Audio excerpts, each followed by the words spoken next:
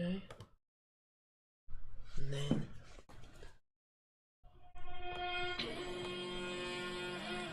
the fuck is that? oh, actually. I don't know. Does it do that automatically? I don't know.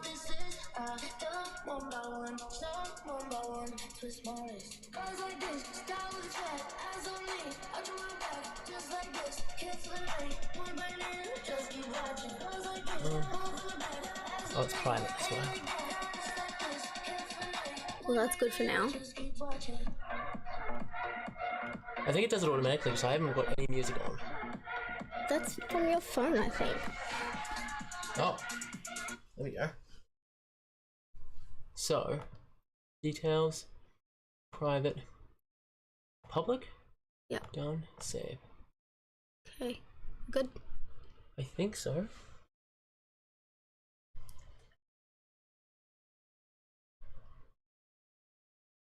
Scheduled for 25th. 25. Okay, it's not. There's the link. Yep, no, that's not it. Hang on. Connect your encode. There we go. Hey. Okay. Hello. I think there's a bit. Everybody's here. That's awesome. All right. Is your audio okay? Can you guys hear me? Hi, Cayman Islands. I've never actually been to the Cayman Islands. Oh, it's so good to actually see you guys. So, I've been given a couple of different videos that people wanted me to do, and of course, I'm going to choose the ones that I found the most interesting. But I haven't watched it fully yet, so I'm gonna react live with you guys. And if you have any questions or anything, just let me know. You know what I'm about, so let's do this. All right, so I haven't live streamed in like, I don't know, 2 years, so I might be a little bit like slow on this. But yeah, oh, you guys are so sweet. Yeah, Cayman Islands look gorgeous. Maybe you should visit Australia too. This is cool. It's nice getting to interact with you, like, directly. Okay, so I'm trying to figure this out. Oh, you're gonna have to move the screen over as well. Yeah. Oh, if you can see my cat as well, like, I've let the room be open so the cats can come in. So they are gonna come in and out, and I'll introduce you to all of them. That one there is Wilhelmina. She's my oldest, and she's my, you know, my baby. Oh, you guys are so sweet. You want me to drag the screen across? I don't know how to drag the screen across. Hang on. Adelaide! Sick, okay. Am I bi? Yes. Yes, I am. Okay. Okay, so you can just... Okay, I can just watch it. Alright, sweet. So if you press the... It's going to go to the middle of the video though. I don't know why it keeps doing Okay, that. If you press F... No, you just press... Alright. There you go. I knew. Is that the right one? Yeah. Oh, done this one. So when I switch back, it's gonna come back to Yeah, I don't know that bit. Oh, okay. Sorry, try not to swear. Okay. So you just press... I can't actually see the comments. Oh, oh.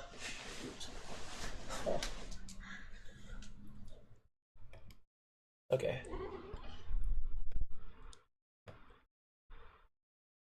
There you go. I'm so used to looking at myself on the screen, so it's actually really hard to not see what I look like.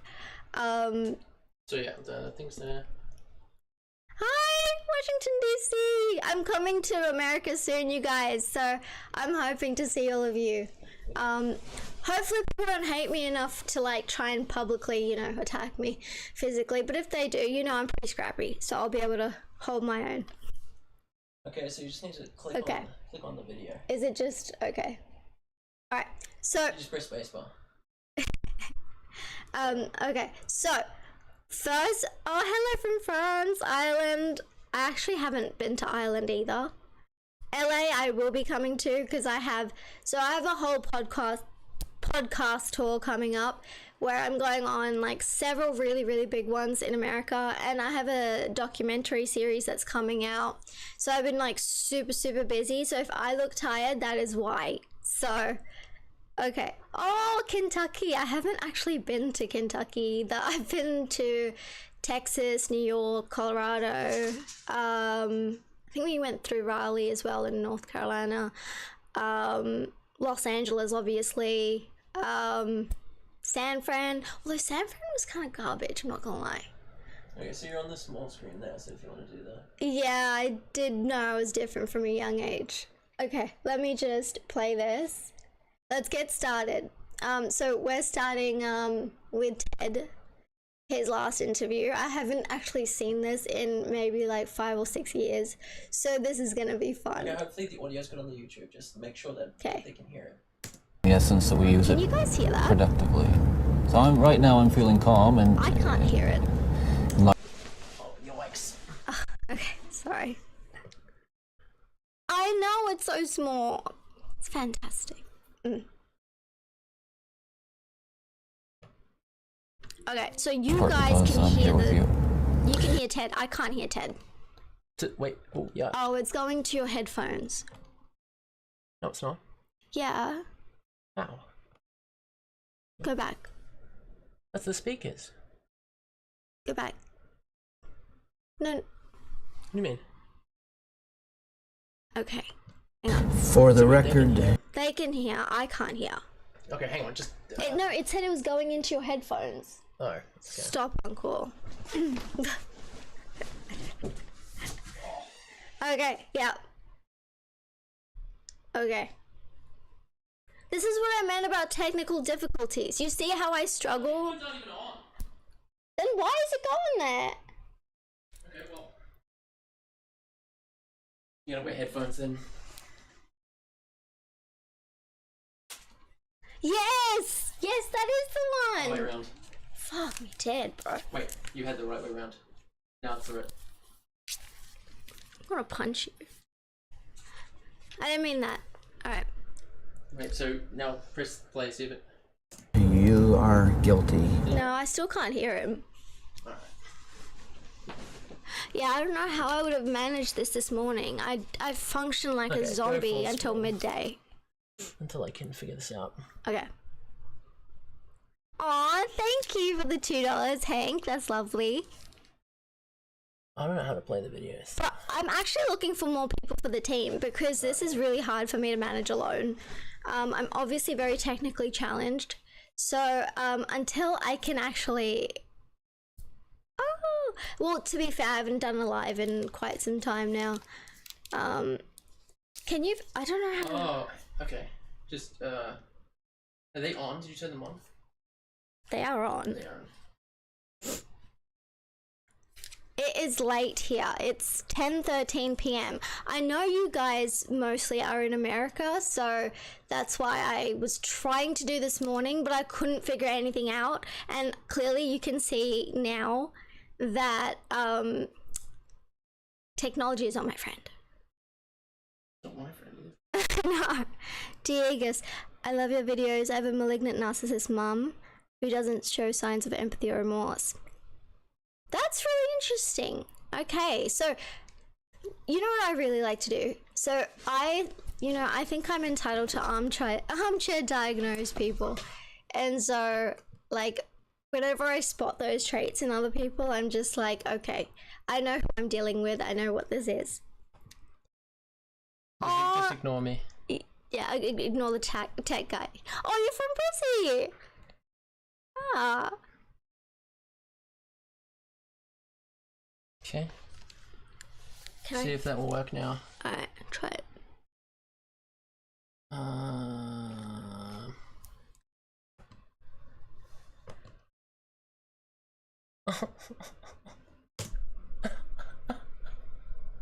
Why? It just doesn't work, does it? Spent so long setting this up. It's so depressing. It's like unclickable now. Literally. It's unclickable. Cats are just furry sociopaths. They are. Oh, also, while I'm here, I wanna no, it's not a general psychopathic weakness. It's my weakness.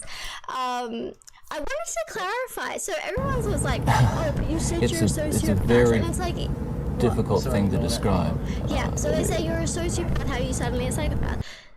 Both factor 1 and factor 2 are psychopathy. I fit more into factor 1, as my psychiatrist explained, because of the innate traits that come with it, and then with the factor 2 is where I get like the bad behavior essentially. Okay, it should work now, hopefully. Did you hear it before? I didn't hear it. Oh my goodness, bro. Like, what is up with... I click it, now it's not clicking. Wait, your son is torturing your dog? Yikes. Yeah, that's not a good sign. That's not even a Indispensable link psychopath sign. That's like in a the serial chain of killer sign. behavior, the chain of events that led to behaviors to the Oh, okay, I see what I did wrong. Okay. Oh. I got it now. Could you hear fixed it? it? No, I can't hear assaults, it. to the murders, and what have you. Bro. Wait. Honestly, I don't really look down on anyone. Like, it has to be something someone does to me that makes me feel like bitter towards them. So, like, I'm a non-judgmental person. Actually, That should work. kind of judgmental. Yeah, I hear him. I hear Ted. Okay. No. Oh, okay. The audio is on, but it's too loud. Okay, too loud. Okay. Okay, but her audio is fine, Okay. right? Yeah. But this audio is too loud. Okay, so I'll turn it way down. He has outlived his usefulness. Oh, is it my mic? It's peaking. Okay, so hang on. Shit. Okay. That's the Okay, talk now. Yeah, this is the problem with having such a high-pitched voice. It breaks microphones. It breaks microphones. This is actually designed for high-pitched voices. I literally bought this because, Is that better, everybody? can people hear? Too Oh, loud now. gosh. It's like Okay, Goldilocks. in the middle. Now it's way too low. I only turned it down a little That bit. turned my voice down. Okay. Okay. Is the microphone good now? A Hello? little more. Aw, you're so sweet. Barking paws. Better? Scarlet. Perfect? Alright, sweet. Let's get started. I like Alana. She's giving me the... She's giving us the Okay, goods. that's perfect. Okay, Alright. I'm not touching anybody. Alright, move it back to the Okay. start. Oh gosh, not this again. Okay. So. Okay. Okay. Alright, let's watch this motherfucker. Is that loud enough? I can't hear him. Oh, for God's sake. Right now is to use That must be. I hear him. hours that I have left as fruit. They can't hear Ted. Okay, now they should be able to hear Ted now. See what happens. It helps to live in the moment in the essence that we use it productively. So I'm Okay. right now It's sensitivity when she speaks. Oh my goodness. You know, my voice, like literally speaking voice, is like a C5, which is terrible. It's very, very high pitched. It's the reason why people call me, and when I answer, they're like, "Can I speak to your mummy?" And it's like, "Yeah, you can, but she's not here right now." Ted voice is still too low. Ted, talk louder, you motherfucker. Let's go. Now it's. I'm getting mixed. Oh, but Ted voice is too low. Okay. Ah. So I just put it the same as yours. Haunting us from the grave. Okay.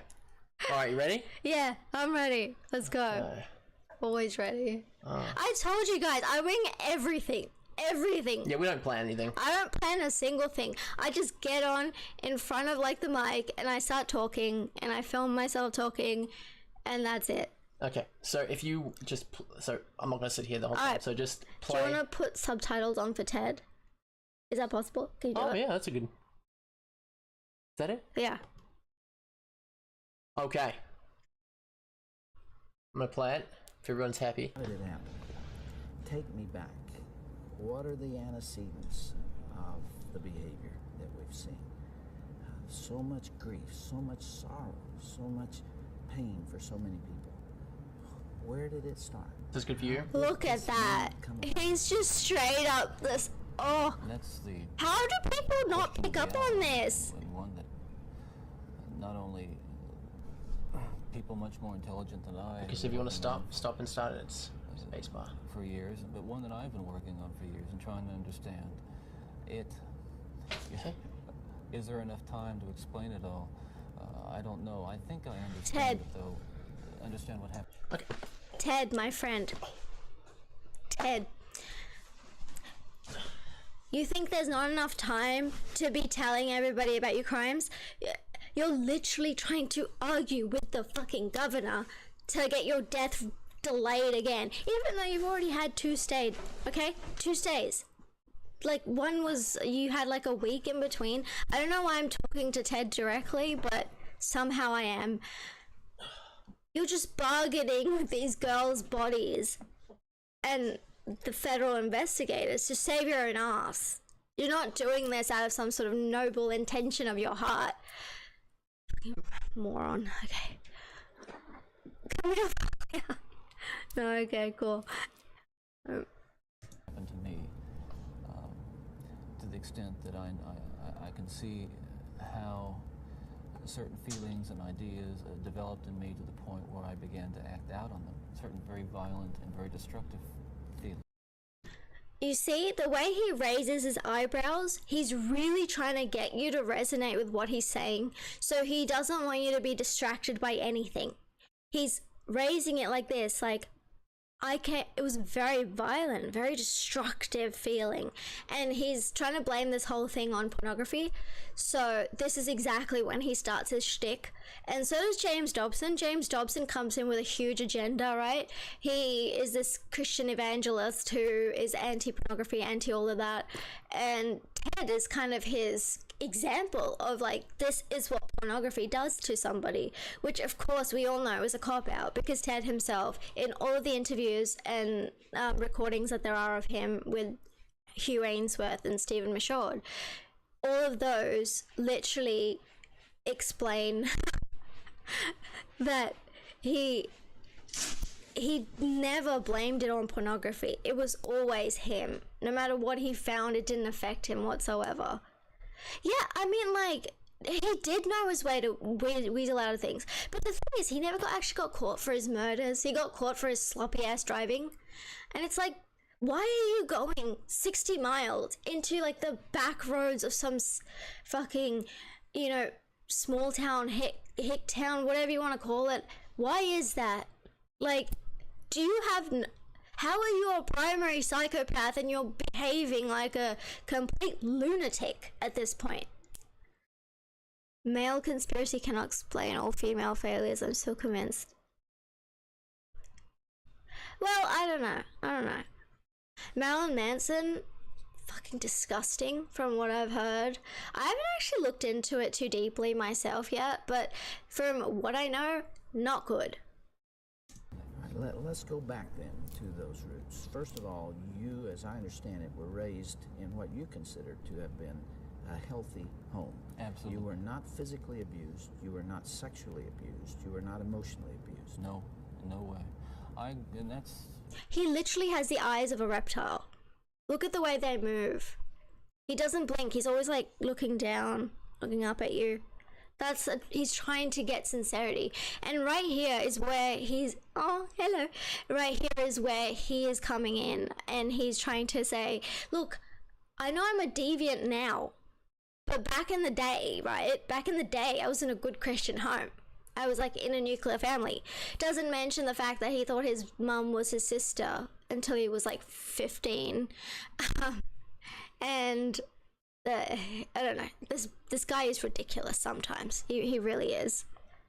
There's no female Mozart because there's no female Jack the Ripper. The closest I think you'd get is Eileen Wuornos. But Eileen Wuornos, I think, does not deserve the death penalty. I don't know why they gave it to her. I don't know why they didn't see that she was like abused from early childhood. Has no parents, no family. Ostensibly, there's nothing, right? So and they execute her, but you know, give life sentences to people like, although I was gonna say life sentences like Kemper, but Kemper actually has the death penalty, I think. I'd have to double check. Oh, thank you. So with the eye makeup, basically all I do is really heavily use eyeliner, as you can see. I have Asian lashes that completely go straight, so it's been a real massive challenge to try and keep them upright.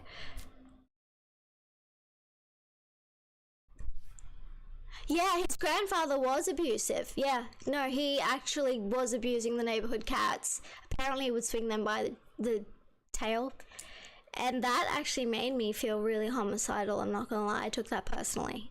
You don't come for cats, I'm sorry. Like Luca Magnotta, if I see him in public, things are gonna get a little heated. I don't care that he's a man. I don't care that he's bigger than me.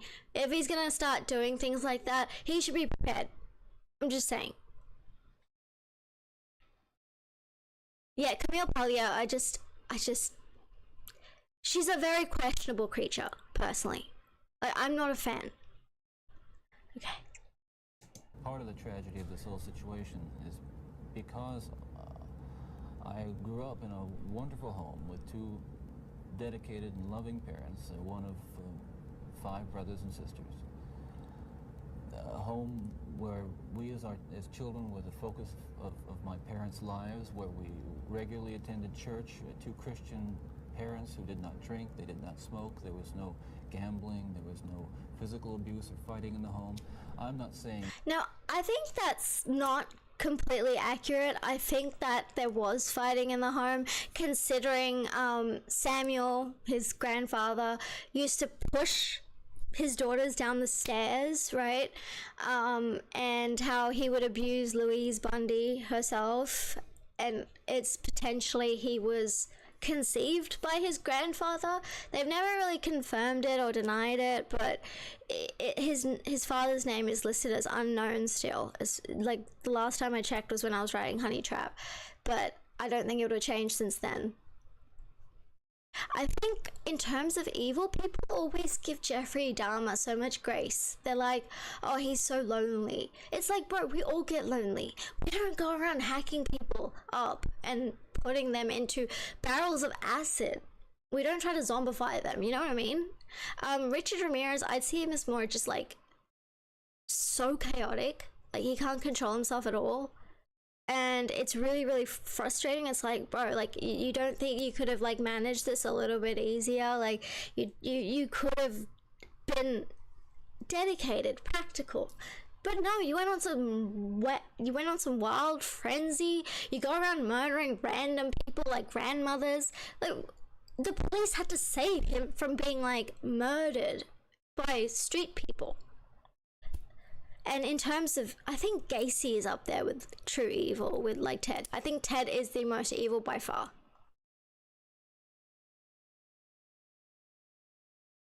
Thank you, Shirley. I hope I'm pronouncing that right.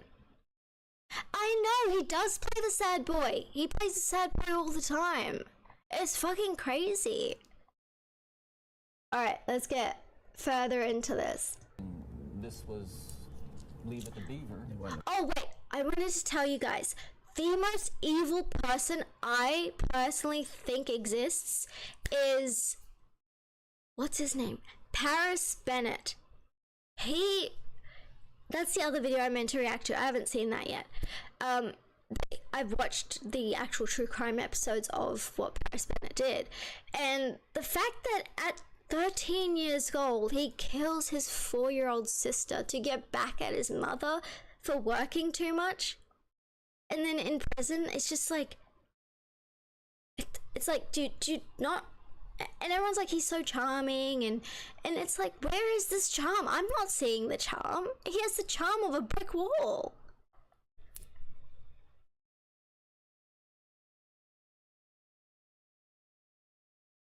Oh, okay. Wait, do you mean you know Paris Bennett, like the case, or do you know him himself? Paris is based. Fuck. Yeah, maybe. Yeah, literally zero charm. It's like clavicular. It's like everyone's like, oh, Clavicula is the most charming and charismatic man there is. It's like, have you spoken to this guy? Have you watched a single interview? He has the charisma of my shoes. No, actually, my shoes have charisma, okay? They're Ferragamo. They're the only ones who make shoes small enough for my feet.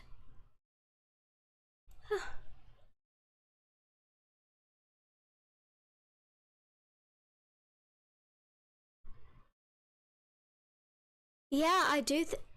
Oh. Okay, that makes sense. Yeah, that's a great idea. Hello, baby blue. I don't know if you guys can see him, but my other cat's here. He's the youngest, that's why I call him baby blue.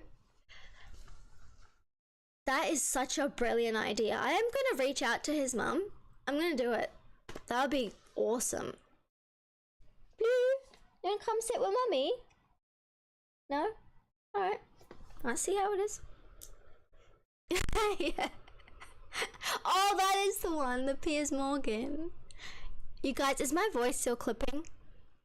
Like, I literally got this mic for the opera, and because I sing at such a high frequency, it's like, it clips sometimes. Yeah, no, you know who really got to me was the murder of Junko Furuta, because of the absolute, like, ridiculous torture, the number of people involved. It was like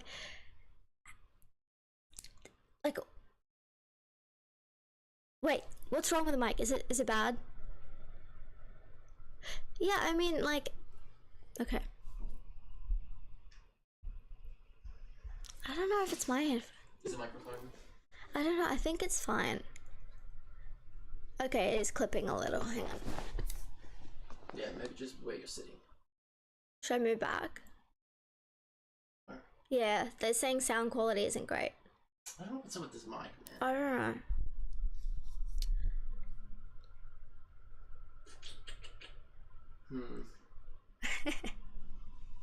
Yeah, I don't have the inflection at the end of the sentence. Okay, I'm gonna try and talk like less high pitched to make it less clipped. Tell me if it helps. Okay, I can't officially say that I love Jodi Arias because I would be, you know, dragged for saying that, but I think she's pretty cool. I mean, like, what she did itself is not cool. Obviously, murder's not cool, but like the way she executed it, it is just like, but I would give her advice as to like why she shouldn't have gone for the overkill. It would have been much more believable if she had just used one method of killing and said self-defense. Wait, which other live stream? Where am I? Apparently there's 2 live streams. What? Yeah, Jodi was dumb as fuck. Yeah. I don't know. I was literally like, I wanted to give her advice. I'm like, Jodi, listen to me. Listen to me, Jodi. You could have done it with one stab wound or just one gunshot. You didn't have to go the whole, like, you know, dramatic, histrionic way. Although I don't believe she just has BPD. I don't know how many killers get diagnosed with just BPD. It's insane. There's no 2 live streams. There's 1 live stream. Okay. Millicent, reach out to me, absolutely. Okay. Rhode Island. That was my favorite Miss USA, was Olivia Culpo in 2012, and she's from Rhode Island. Okay.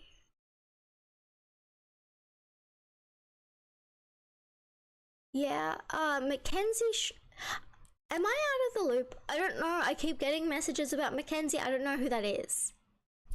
I actually love this live stream, like, I actually didn't, it's like, I was just gonna turn up and wing it, and it's actually been really fun. I really like connecting with you guys.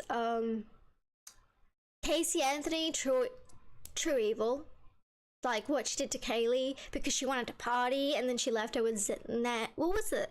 Zanny the nanny? Ontario. Yeah, lovely. Canada, one of my favorite places. Who is Jelly Roll? Like, I'm really out of the loop. Really out of the loop. Oh, right. Zanny the Nanny. Yeah, like Xanax.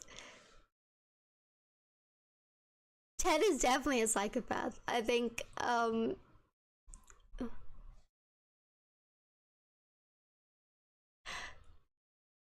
okay. Summer Rose, thank you for that question. That's actually really interesting. So sociopaths would say, well, let's say they're factor 2 psychopaths, like factor 2 psychopathy. They are definitely more violent, more reactive, more able to ruin their lives in a single instance, whereas a factor 1 psychopath has a very, very good control over their violence and over their need to react viscerally.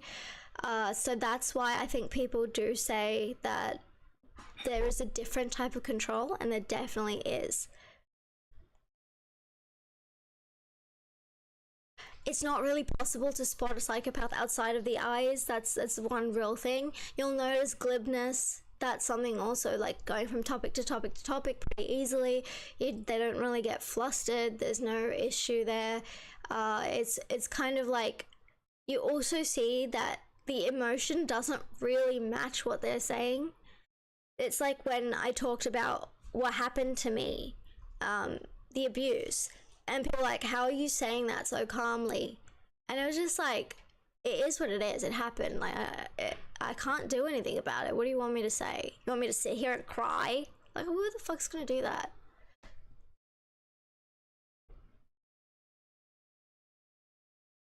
Yeah, I do kind of get the feeling that that I'm sleepwalking through life sometimes. Yeah, for sure.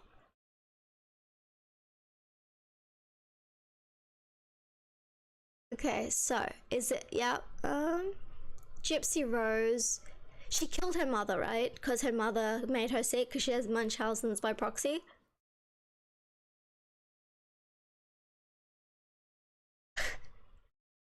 Finland, perfect. Is it still really cold at the moment, or are you guys getting the heat wave that the rest of Europe's getting?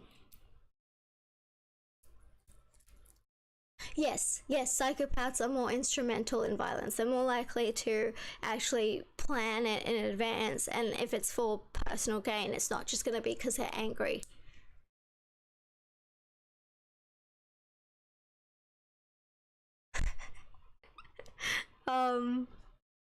I've never had psychosis, not once. I've never experienced anxiety, psychosis, empathy, very little, very, very little affective empathy. Cognitive empathy, very strong, very strong. I can understand, I can read people. Like, it's like my number one talent is reading people. So 32 Celsius in the Netherlands. I was there, like, literally I flew home in late November, and it was so fucking cold there. I was just dying walking past like all the canals where it'd be even colder. Hi from Brazil. Nice. How do I feel about empaths?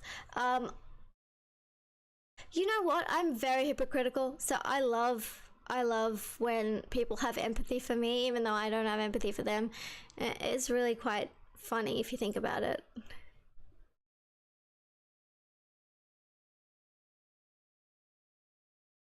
Okay, so yeah, the smile doesn't reach the eyes. No, I told Layla, listen, Layla, I want to set up a lie detector test because I wish you guys could monitor me physically. There is nothing different between me doing this right now. Like, I just turned up. Like, I almost got hit by a car like so many times, and it was just nothing. So I think I could beat a lie detector test. Okay, so I do want to talk to you guys about something, and you guys have brought it up quite often, and it's this. So, oh, Berlin, I was there recently too. I was all through Europe. So I wasn't religious at all. I was very much agnostic. I thought when my parents switched to Christianity that it was really stupid. But I have found that kind of stuff, in terms of the rigid structure, that's something I kind of need, especially in the Orthodox Church. So that's kind of where I've been heading to actually get a sense of morality, since I don't have something sort of internal. So people asked if this is a decoration or if it's actually believing in God.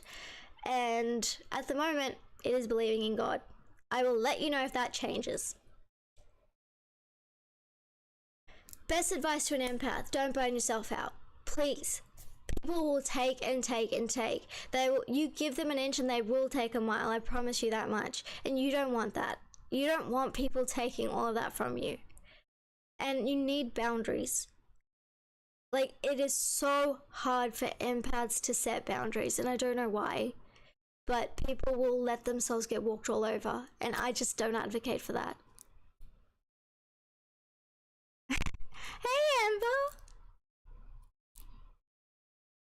So the utility I get from going to the Orthodox Church is I get the structure, I get discipline, I'm forced to be there for 2 hours standing, okay? And as a very lazy, fundamentally lazy person, it gave me sort of an idea of how to be a better person, and not necessarily change who I am, but to get a purpose in life, so I'm not just like flailing endlessly. So obviously my parents were Hindu originally, because we're from India, and although I guess there's a lot of Muslims in India too, but yeah, my parents are Hindu. They were Hindu. They switched to Christianity. They converted when I was like 15. I thought it was stupid. I'd read the Bible at the time, and I was just like, no. And since then, since Charlie, I was reading the Bible again. I went to the Protestant churches, did not like them because there's just too much, like, it just shifts with the political winds. And I don't like that. I like something that, I love classical structured organizations. Religion. Yeah, it was definitely Christ's moral teaching. So there's this guy on YouTube, his name's David Wood. I think you guys should look him up. So he tried to unalive his father just to see if he could do it. And so he could beat like morality as it is. And he went to jail for it because he actually failed at doing it. And then when he was there, he was talking about how stupid the Bible is, and then he started reading it, and then he became a Christian. Now he does debates. He hates I don't think he hates orthodoxy, but he's not a fan. Not a fan. Black Rose Arises. Okay, so I addressed this earlier. So both types. So psychopathy is factor 1, factor 2. Factor 2 is the more like outburst kind. Factor 1 is based on your innate traits.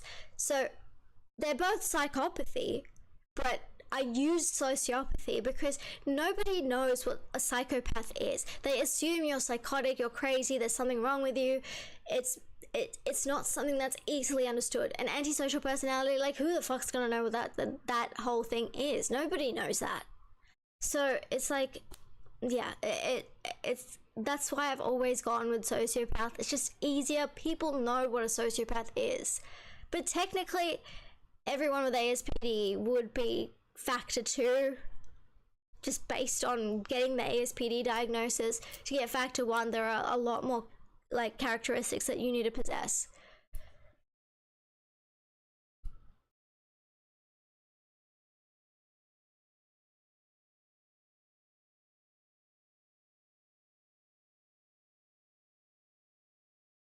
Yes, the Wood guy is the other Christian psychopath. Apparently, psychopaths are really drawn to the church, and I don't really know why.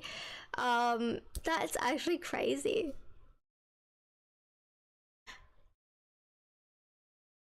Hi, Emmanuel. Okay, so you're the kid of a narcissist. I want you to try and think about the things that you've been through and realize that it wasn't your fault, because the narcissist is always going to make you feel like it's your fault, and it just wasn't. So you have to be kind to yourself, because growing up with a narcissist around you, there is no kindness towards you. It's sucked out of your life. It's an endless void, really. So just be gentle on yourself and like let yourself have some grace.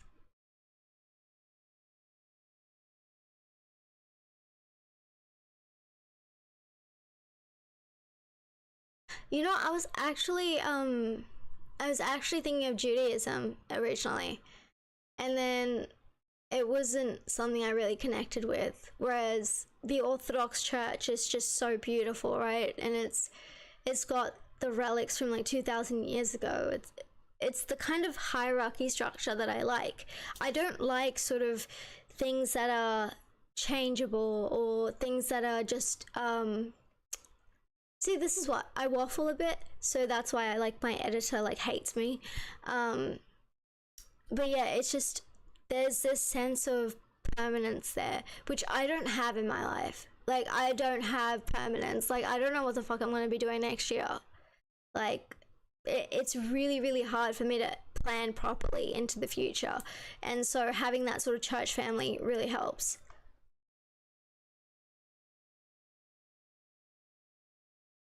Oh, yeah. I love this. I should go live more often. Yes, Diegus, yes, you are right. You are right. The immutability makes me immutability. Yes, makes you see it as more legitimate and real. I do. What dual stream?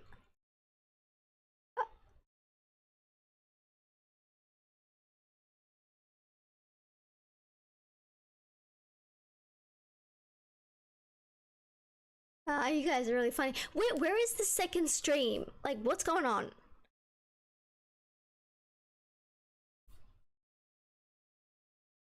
Yeah, so what I'm learning in religion so far, so I'm a catechumen, so that means that I've done my inquiry stage into the church. Pardon me. And now I'm more looking to integrate, so I've been doing the fasting, the prayer rules. I have my little icons set up in the lounge, which you'll probably see in the background of some of my videos. Oh, okay, so there is another... There are some people that I follow on Instagram that are psychopaths, because they've reached out to me and they wanted to collaborate, and so I will link you guys to that when this is done. I'll put it in the comments, because I was thinking of doing a dual live stream with a male psychopath, and I think that would be actually so much fun. Okay, so in terms of sexism, the Orthodox Church, I believe, is it reveres women. So let's say like the Wednesday Akathis, right?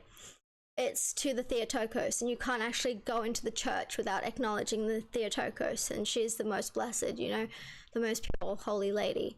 So I feel like that's just honoring women. And then we talk about the myrrh-bearing women, which is so great. Like, in terms of Mary herself, like, I felt like the Protestant church just saw her as like an incubator to throw into the bin after. And like, it's like, imagine like the way you feel about your own mum, and then like you're dissing God's mum. I feel like that's kind of fucked up. Yeah, absolutely, Ashley.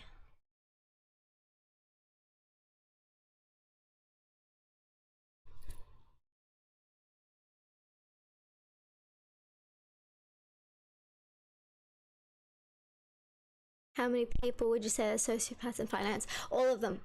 All of them. I think there was actually a couple who weren't, and they failed very, very quickly. Very, very quickly. I was on the same floor as, like, I was literally the only woman working on that floor.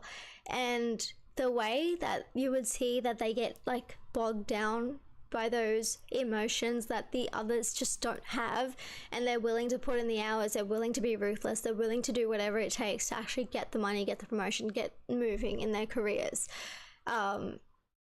Finance is a very, very dark industry if you're actually involved. Okay, I've heard of this doctor. I don't know how to pronounce that. I don't want to pull a Candace Owens. Patrice? Oh wow, she became a psychiatrist. That's actually really interesting. I'm gonna read her book. I've actually seen it at the airport, and I was like, maybe I should buy it. Maybe I shouldn't. I actually lifted a book from the airport, but it wasn't on purpose.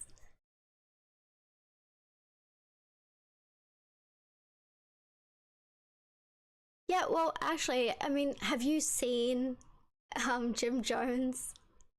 There's so many religious leaders who go to religion because it gives them the sense of power over other people, especially when you're like a bishop or something.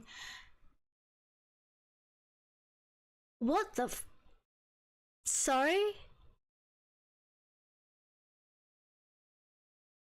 Your bio father shot you and your mum? Oh my god. I'm so sorry to hear that.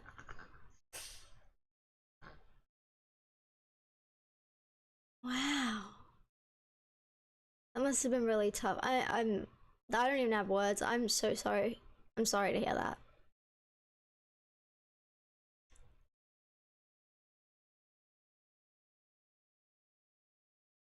Yeah, so I know, shot, and I was like, seriously?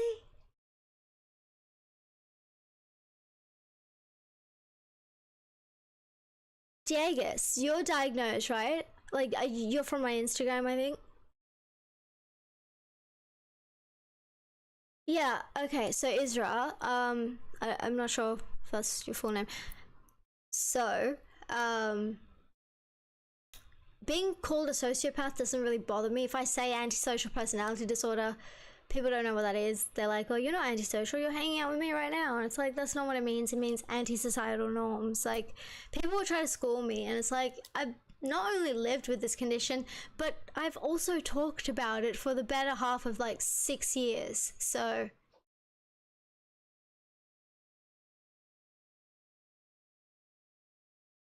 okay, Diegus, I might be mixing you up with somebody else, but okay. But you are the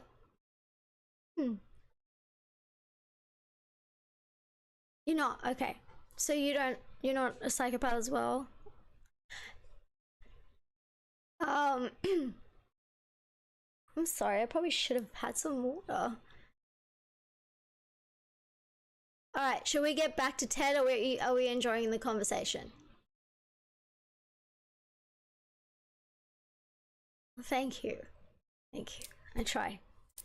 I only have empathy for cats and spiders. You would love Australia, especially my house. Okay, Ted. All right, Lucy. Let's do this. Perfect. Well, no, I don't know that such a home exists, but it was a fine, solid Christian home, and nobody, I hope no one will try to take the easy way out. Can you guys see Ted? Sisters. A home where we as children were the focus of my parents' lives, where we regularly attended church, two Christian parents who did not drink, they did not smoke, there was no gambling, there was no physical abuse or fighting in the home. Wait, can you guys see Ted? This was...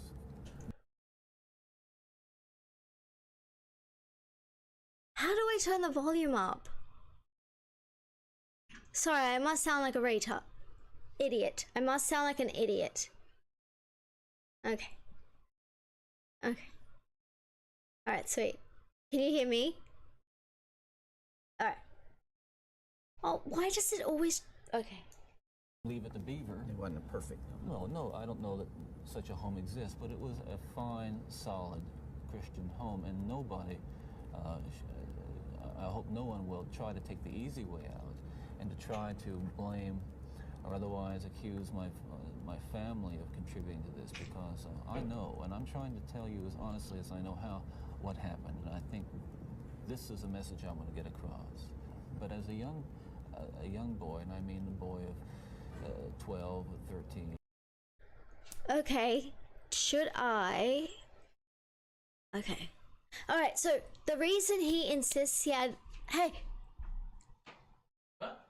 I need assistance. Oh. Ted is so chopped out he full. Ted actually was probably better when he was like 25. Here he's like 40 something and his nose has gotten a lot bigger. Like, I don't know how it grew that fast. What's this? So Ted was executed. Okay, so they can see. Get the tech guy. Tech guy. What's the problem? What was the problem, guys? You want this full screen? Do you want that full screen?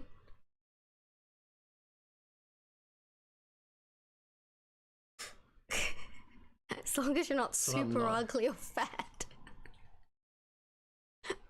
You guys are funny. Okay. What was So what's wrong with it? No. So this. low volume on the video? Okay, just this bar. Why is this running at the same time as this? What is this? This is YouTube. Okay. So that's what's being projected. This is Oh, the interactive volume video. on the video. Yeah. Certainly that I encountered Yeah. outside the home again, in the local grocery store, the local drugstore, the softcore pornography, what people call softcore. But as I think I wish we could go back to the days of softcore. Like, I have heard some awful things, and it's not something I watch because it's like it's just not for me. I'm pretty against it. No, yeah, just.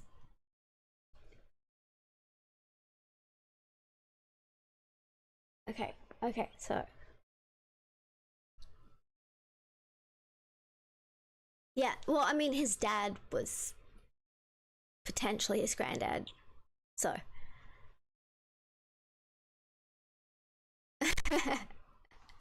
Honestly, I wouldn't know at this point if they were messing with me because I do not understand technology. Alright, let's go.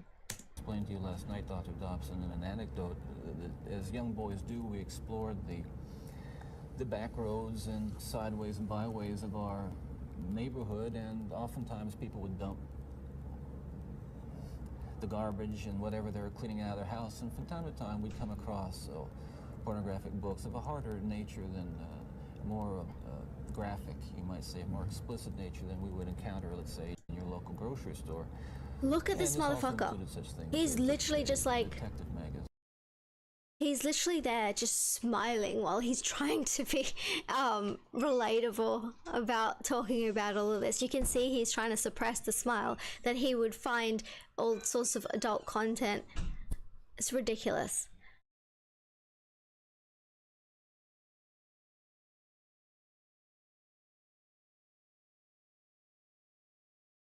Yeah, well, we lack we lack affective empathy. We have cognitive empathy very strong. No, Ted was definitely a psychopath. I mean, even if you take into account Dorothy Otnow Lewis's theory that he had what was she suggesting? She was suggesting multiple personalities and also bipolar or manic depressive as it was called back then. But no, he was definitely a psychopath. Ted had no purpose anymore on this earth. Like, he was destined to death, and that was for a reason. And I'm just saying, there's nothing he could have done that was good for the public. I mean, I don't like anybody who abuses other people. I just think it's really awful. You don't need to do it, so why do it? I only do harmful things when people are being harmful to me. Like, when, like, I wouldn't try to ruin people's lives if they've done nothing wrong. Like I'm very, very strong on justice, and that's actually what you've. Yep. I had a thought there. It has gone. But yes, grandiosity is essential to psychopathy. Absolutely. So found a moral compass. Is that okay? Yeah. Well, yeah, I mean, some people do hide behind religion and think that they're good people, and they just aren't. And that's why, like, they say, I've watched a lot of Orthodox priests online as well, and they're like, don't trust every person you meet at church. And I'm like, yeah, absolutely. But considering St. Paul actually murdered other people and then he was forgiven, so.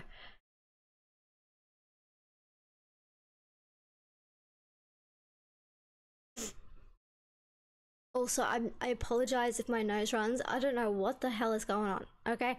It's been a wild couple of days.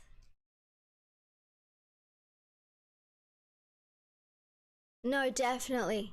Yeah.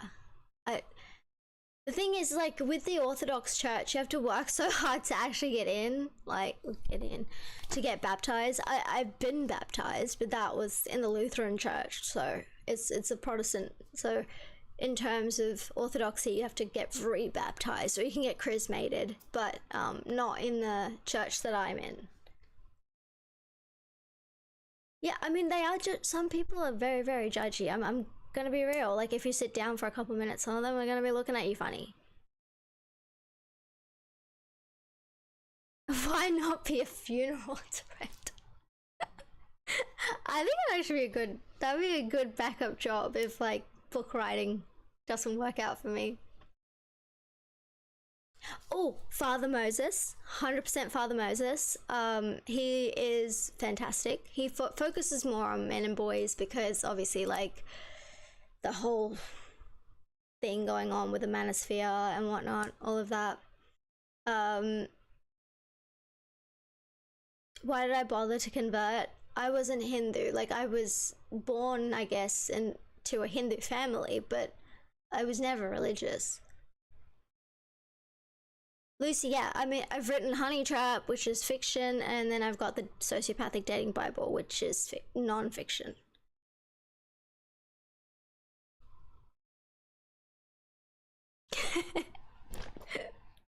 I have a twisted sense of humor. You should see me, like, when I'm going to church, I got my head covering on, like, I'm wearing, like, you know, neck to, like, ankle dresses, and it's so hard to find those dresses. Like, I'm just saying, it's very hard to find things that are appropriate. My favorite TV show. What's my favorite TV show?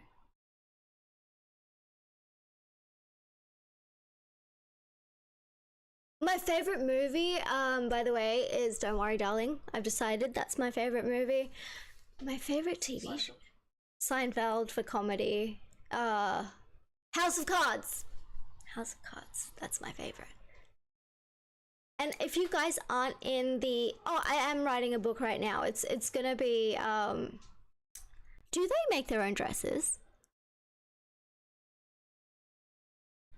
Interesting.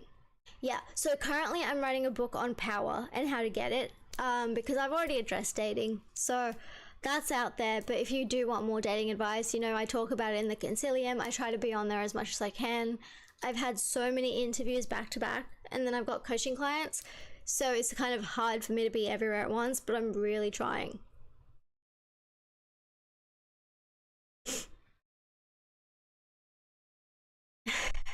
A lot like Amish. Yeah, it depends on which Orthodox. So if you go to, like, Russian Orthodox, then definitely it's very much like covered head to toe. If you go Antiochian, it's kind of more chill. Same with the Greek. Like, you can see people in, like, midi dresses and whatnot. But yeah, it's definitely more the Russian Orthodox that has the strongest dress codes.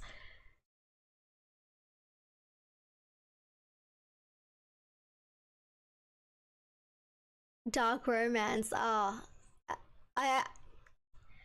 I actually far more enjoy fiction than reality, so I don't. I much more enjoy writing thrillers than I do non-fiction, but I do what I have to help. Yeah, Russian everything is strict. Yeah.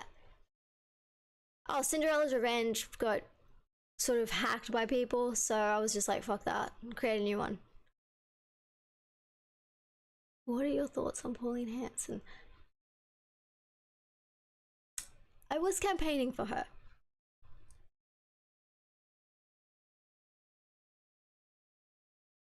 Oh, you guys are amazing. I don't know if you're in the Concilium or not, because I do chat to some of you in the Concilium, because like you can DM me, and I try to respond within like 24 hours if I can. Sometimes it could be a little bit longer, but I know I wanted to sing in the church choir, and they sing in church Slavonic, and I was just like, what the fuck do I do? But then I realized like I sing in French and I sing in Italian, so and German, so I should be able to understand Church Slavonic at some point.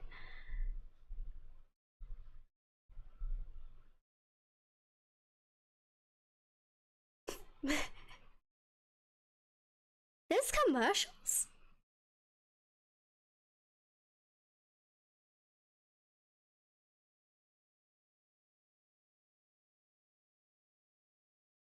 How is self-awareness different when it comes to? I think most of us are very, very capable of. Wait.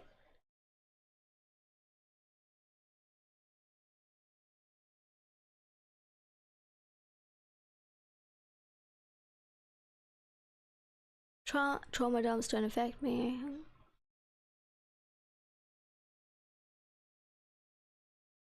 Well, I put it at that price because I actually put a lot of time and effort into my coaching clients. So I do a full pre-report. So people will book, they'll give me what they want from me. So I'll fill that, like I prepare that report. I go into it knowing this person wants X, Y, and Z out of this session. Like they want to meet someone, or they want to grow in their career, they want to grow in their life in general. When I see that, like I've already got that done, and then I have the session, and during the session I'm writing all the notes, and then after the session I give them my advice, my full advice. I give them a written plan. So for every session as well, it's not just like once I have a client, like for every recurring appointment I do that. So it takes me a lot of time, because the last report that I wrote back was, I think, about 5 pages long, and it was not double spaced. So that's kind of why I charge that much, and also because I don't have as much time to do as much of it. So if it was like $150, then I think everybody could book it. That's the only reason, really.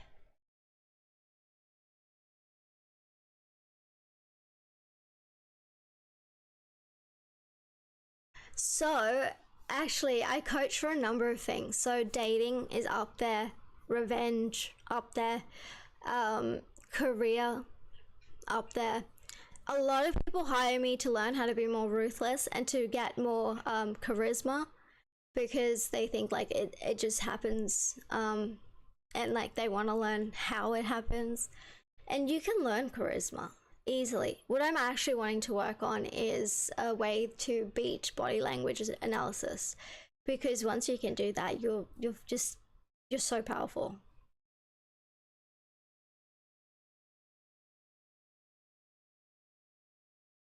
No, I'm not a Scorpio. I'm born in September. No, seriously, it is like a real life business plan. Though I give them a full report of what they're doing wrong, what they're gonna do right.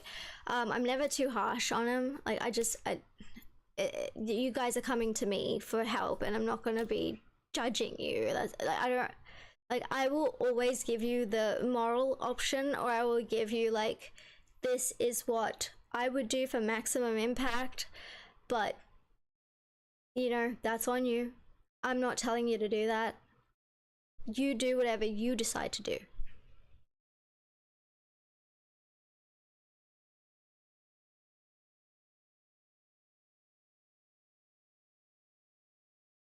So, yeah, I'm a Virgo. Yeah, 12th of September.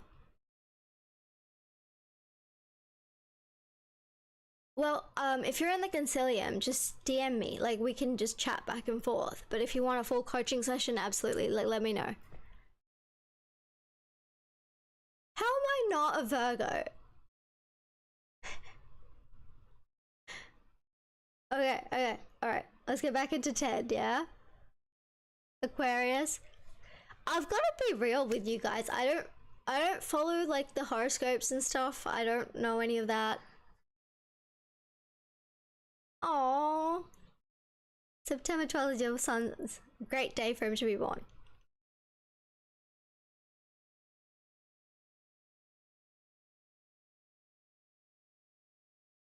Well, when it happened to me, I wasn't really trying to distance myself from it. It was more just I was in this situation I needed to get out, so I had to think practically. And then after, it's like I can't dwell on the past, right? It's just like it doesn't really affect me anymore.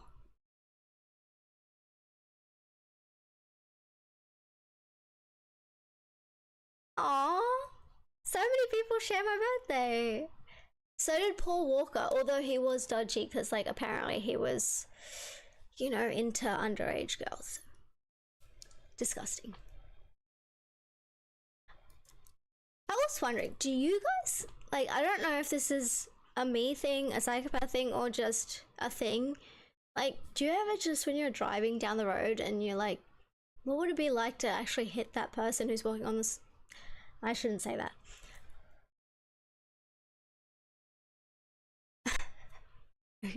Where are the ads coming from? It's a live stream.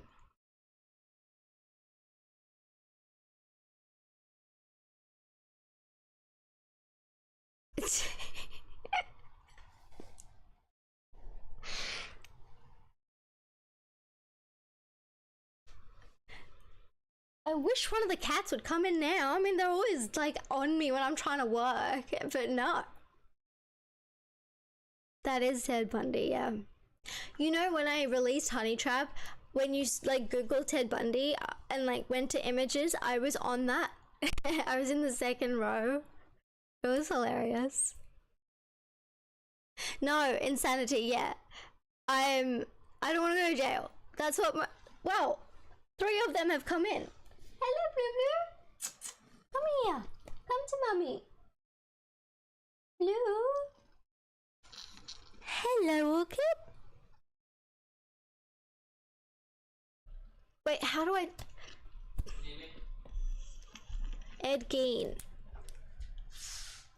Everything going good? Everyone's getting a lot of ads. Ads? On a live stream.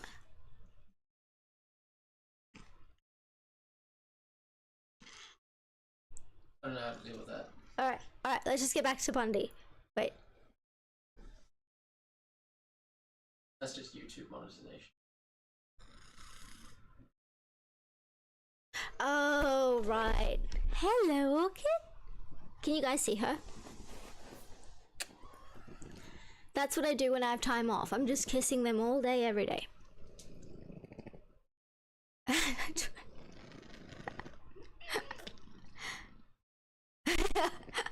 They're so funny. I'll never buy YouTube Premium. Nobody gets to force me into it. We would be good friends. Hello, sweetie. Hi, my angel. Come here. You're not gonna say hello? Hey, Mrs. Porkpie.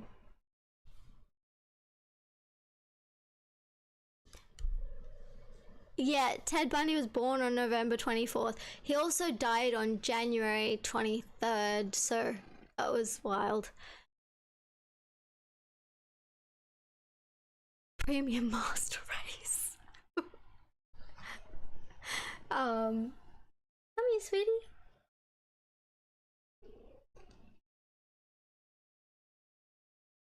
I think that's a good time, isn't it, Kieran?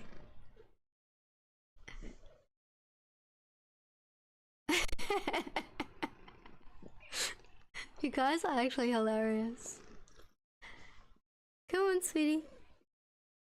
Hello, Blue Blue.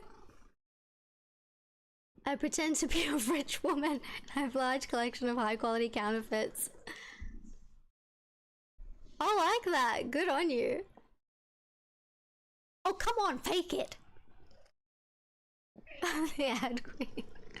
Alright, Jed, let's see your bullshit. And more Those that hardcore involve part. violence. Yes, yes, and and this is something I think I want to emphasize. Duper's delight. Duper's delight. Literally look at his face. He's so happy. He wants to boast about it.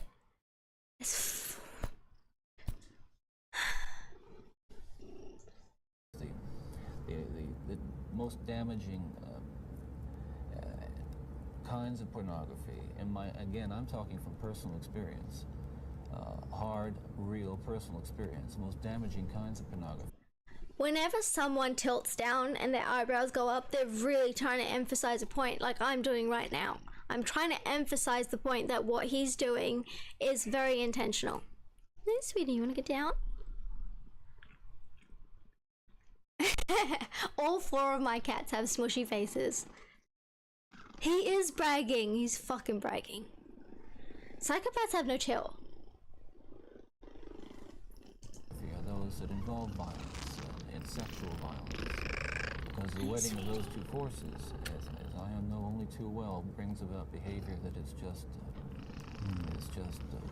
too terrible to describe. Now walk me through that. What was going on in your mind? Is it just me or is he high? I think he's high. Either that or he's getting a lot of pleasure out of this.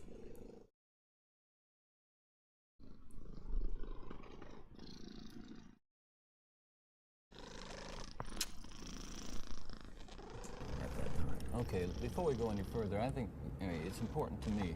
He is reliving the moments. That people believe what I'm saying, to tell you that I'm not blaming pornography and not saying that it caused me to go out and do certain things. And I take full responsibility for whatever I've done and all the things that I've done. That's not the question here.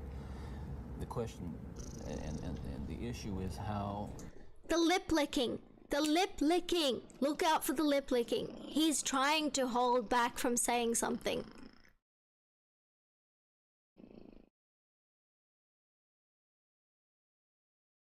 This kind of literature contributed and helped mold and shape the kinds of violent behavior. It fueled your fantasies, didn't it? Well, in the beginning, it fueled this kind of... He has no lips. He doesn't have any lips. So to be fair, I did get filler and I overdraw mine, so I can't really talk. I don't blame pornography, he blames pornography. For real. Thought process. Then, at a certain time, it's instrumental in what I would say crystallizing it, making into something which is almost like a separate entity inside. And at that point, you're at the verge, or I was at the verge of acting out on these kinds of thoughts. Now, I really want to understand that. You had gone about as far as you could go in your own fantasy life with printed material, and you made or printed and video or film film, photos, magazines, yeah. what have you. And then there was I thought I the put urge the subtitles to take on. that little step or big step over to a physical event. And it happens. It happened in stages, gradually. Oh yeah, he's definitely trying to. He's reliving that moment of because he has to. It's not like he's getting out again. What is Malka's court case recordings? Okay.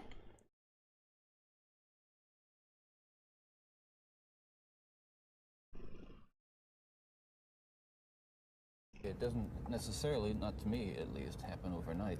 My experience with, I'd say, pornography generally, but with pornography that deals on a violent level with sexuality, is that once you become addicted to it, and I look at this as a kind of addiction, like other kinds of addiction, I would keep looking for more potent, more explicit, more graphic Aggressive. kinds of material, like an look at those predator eyes. Like, when he looks down, he's looking back up at you. It's... Don't even get me started.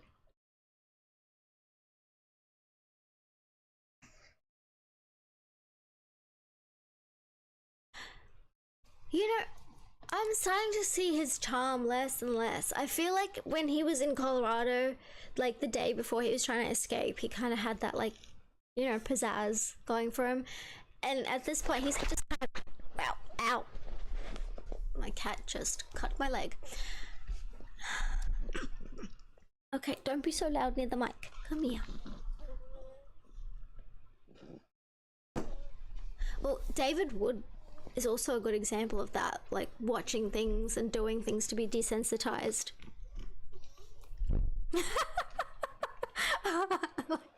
He can be oh so smart, but he has no eyebrows and looks weird as fuck. You know, Ted actually used to he had a monobrow, and so he was like constantly like plucking his monobrow in prison. He was also notoriously a nail biter and a nose picker. So there's that. And one thing I don't understand, how does no one think he smells? Like, let's be real, if you're fucking a corpse, like every day you're going out into the woods and you're fucking a corpse, right?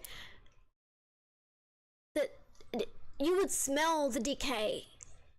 How does Liz not notice this?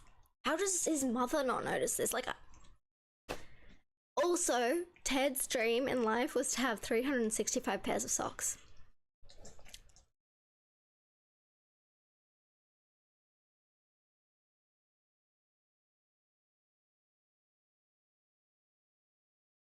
Yeah, he absolutely enjoys it.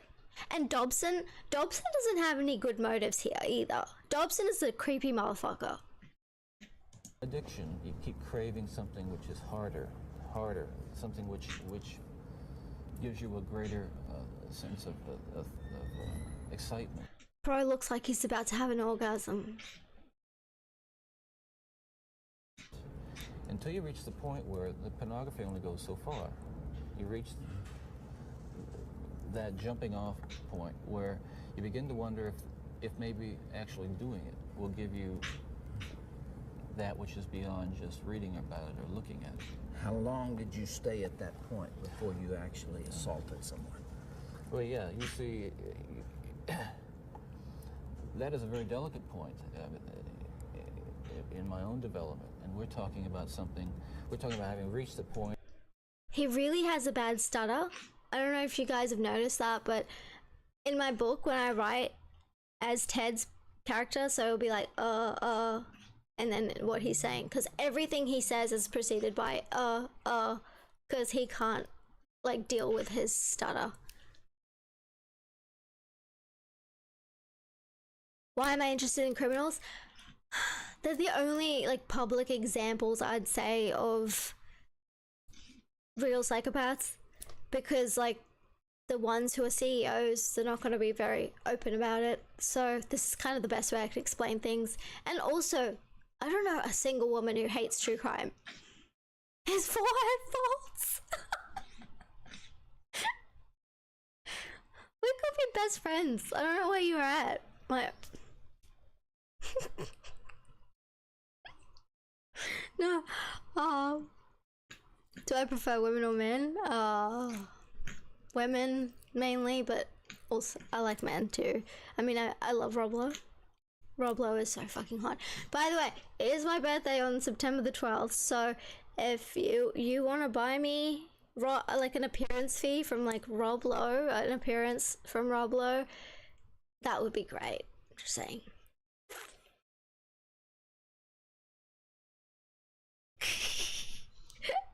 Botox in his forehead.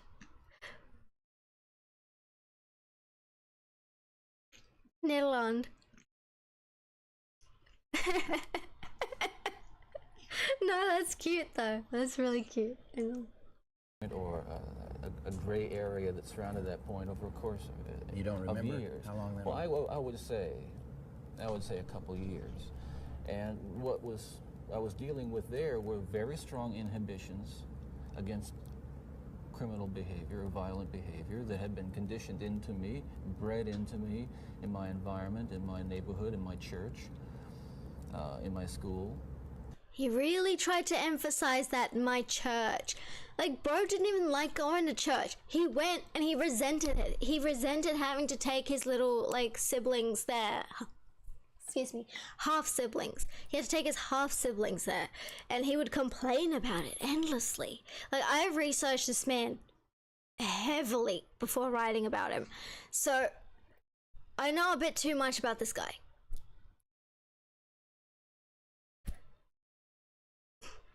Oh, that's what I was going to say earlier.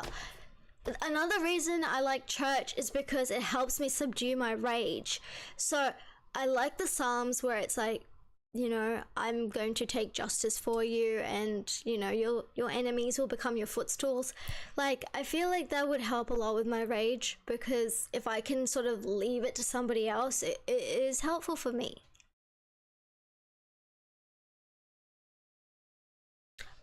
Bundy used to get 100 letters a day, actually. So, yeah, and women would line up outside the courtroom.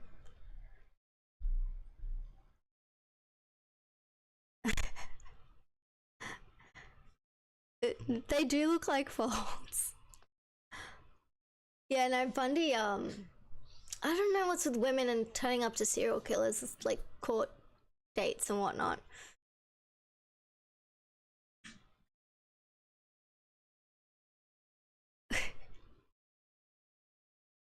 Fuck me dead.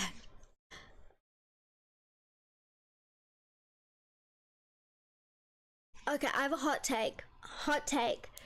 I feel like the Baptist churches are the ones where, like, you can just become anyone you want to be. It's like, because they don't have, sort of, as far as I'm aware, they don't have an Episcopal chain of rule. So I think they can just kind of make it up as they go here. I don't know if it's different in America. Yeah, look, I literally tried every single denomination of Christianity, and let's just say Pentecostal wasn't my favorite.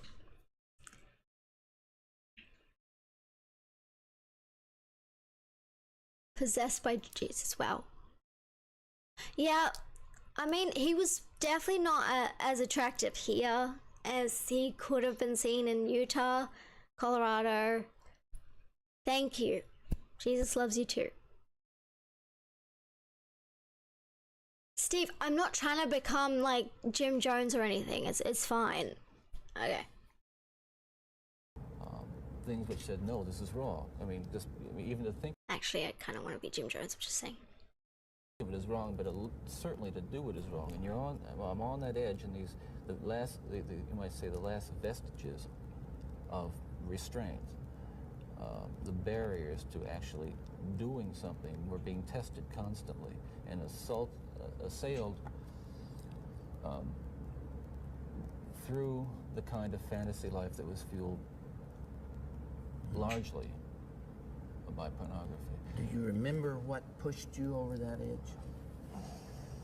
Do you remember the decision to go for it? Do you remember? Look at how quickly he shifts, right? He goes from like, He's so enjoying that thought.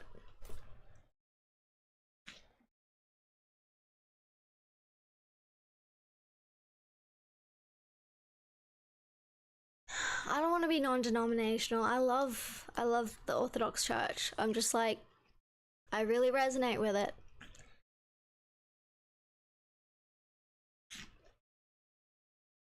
Yeah, like the Mormons. The Mormons.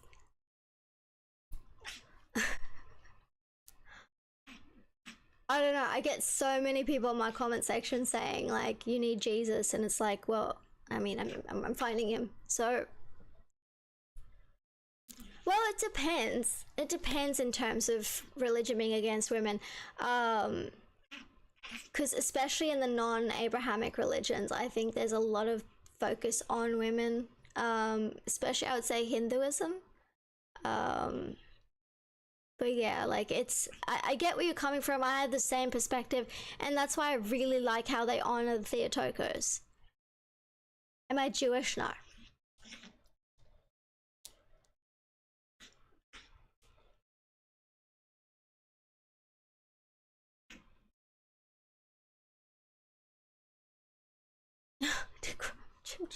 Be Christ. Oh, where are these adverts even coming from? Where you decided to throw caution to the wind. Again, when you say pushed, I don't. I know what you're saying. I don't want to Yes, infer again. I understand that. That I was point that is I was clear. some helpless kind of a victim, and yet we're talking about an influence, that is the influence of violent types of media and violent pornography, which was an indispensable link in the chain of behavior, the chain of events that led to the behaviors, to the assaults, to the murders, and what have you. It's a very difficult thing to describe.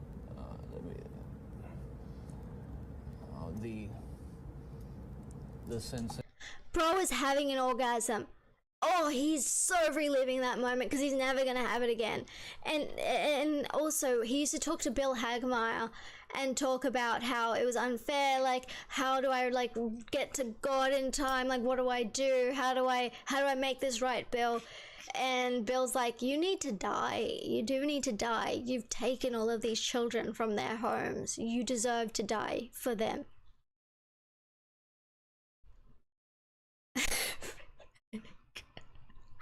You guys are hilarious.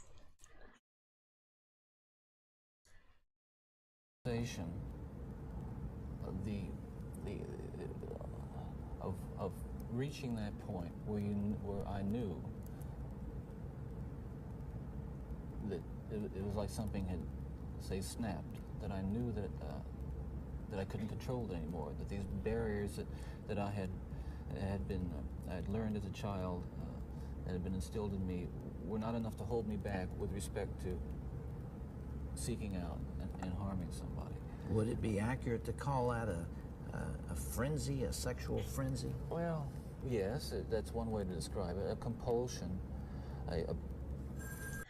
You'll notice he's very disgusted with certain parts of his crimes. So he'll never talk about necrophilia. He'll never talk about keeping them in his apartment for days. Where he washed Laura and Amy's hair. So it was like freshly washed when she was, deposited, as he puts it. He has some interesting ways of speaking about people. He also will never talk about the children. So he'll never talk about Kim Leach. He'll never talk about Lynette Culver. They're not going to do that because he knows that society is going to see him as a demon. And he doesn't want to be seen that way, even though he is. The guy with glasses just looks like Curly Watts. So a good benefit of being the child of a narcissist is that you'll know how to handle them effectively in real life.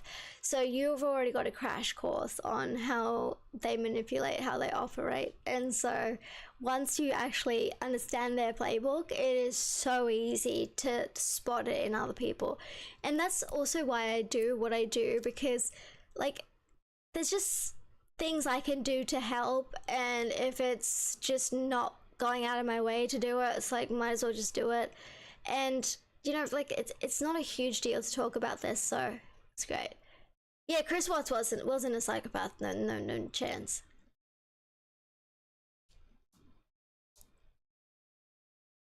He also has fucked up eyebrows.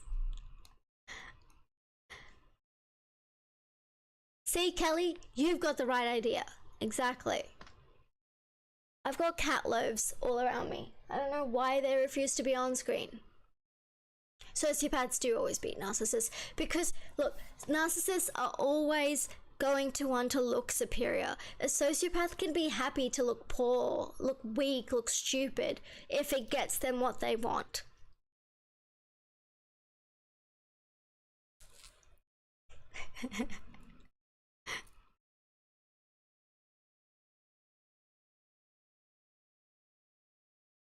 A building up of this destructive energy.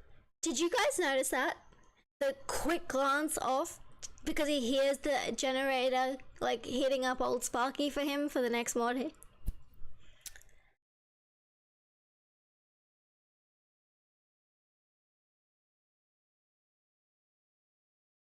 Malignant narcs actually are very much within the realm of psychopathy. Like, there is a huge push within them to have sadism, whereas I guess a regular psychopath doesn't necessarily have sadism in them. I have my fair share of it, but like, we won't go into that.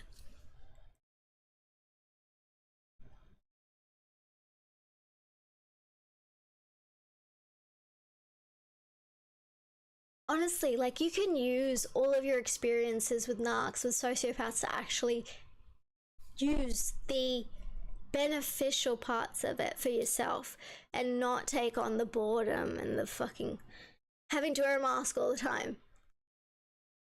Aw, thank you, Pokey Sal.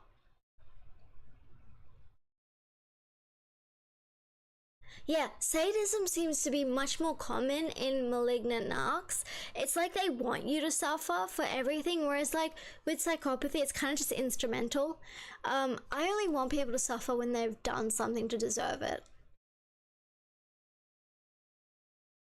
Yeah, they'll be sadists just to be sadists. Yeah, 100%.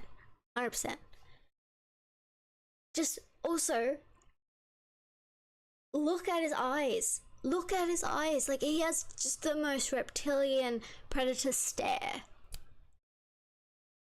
Oh, I know, Kieran. Like, I hope I'm pronouncing that correctly.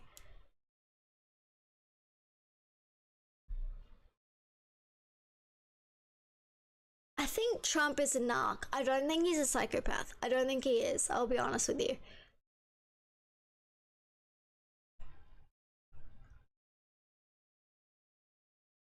So gone, Kelly. So gone. Like, look at that. It looks so much like a predator from, like, literally. I don't know. I think he lost his charm after being in prison for that long. Oh, Albert Fish, right. Ugh. I hate like watching things with him in it. I don't know. Like his letters that he wrote as well. Yeah. Trump is a grandiose narcissist, 100%. His man needs Botox. Insanity. Hit me up. Vladimir is not a psychopath. He's a narcissist as well. No. Vladimir Putin is... I think he genuinely cares a lot for Russia. I think he isn't a good person. I think he is just... We've been getting propaganda of him, like, you know, how he brings women flowers and all of that. He pours the water for them. Like, I know I'm being fed some propaganda slop, but like, he himself, I would have to watch more of his stuff to see if he is a psychopath. I know he's a very strong leader. He's just a very principled person, but then again, most of the Russians are. Putin is a diagnosed moron. In this, I think Ted's like 42. I think he died at 42. Yeah, I mean, I don't know if this is true. Tell me if it is true. But I saw a news story about Putin having someone collect his fecal matter so that they don't have it in the bathrooms in other countries to analyze what he is eating and whatnot.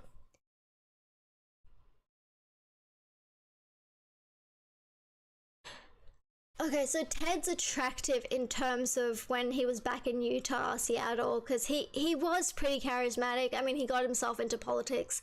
He learned that he could be around higher echelons if he was in the right circle. So politics is really good for that because it puts you on par with basically everybody. So you are dealing with billionaires and like the destitute all at once.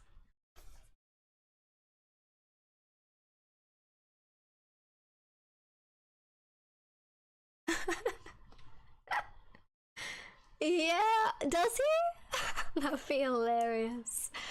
Oh, God. He's looking very orange lately.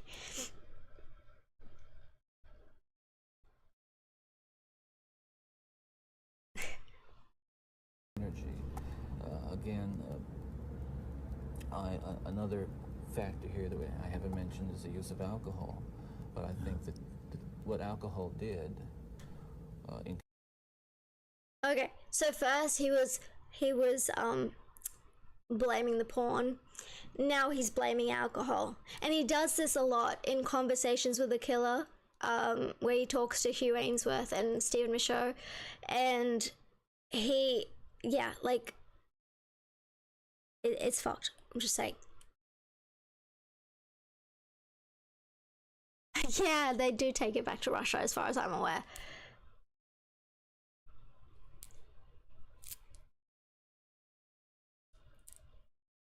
If someone's asking me borderline illegal advice, no, that's why I do it through my website, because it's a good host.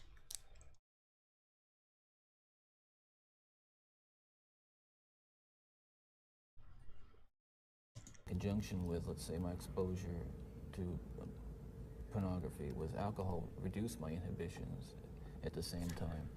Oh yeah, that's what I was getting back to. Yeah, so in his in Conversations with a Killer, he would constantly say that he needed to drink a lot of beer, to smoke a lot of weed before he could go in and like kill people, because it lowered his inhibitions. And that's just simply not true. And also, another fun fact about Ted is that he was severely unfit. So when he was like killing women in the forest, like he would try to make them run to think like they had a chance of being free, because he was a real sadist that way. And then, yeah, he said he needed alcohol to do it, and like he couldn't chase them down and whatnot. And it's like, bro, you're bringing them out to a forest. Do you think they're not scared enough as it is?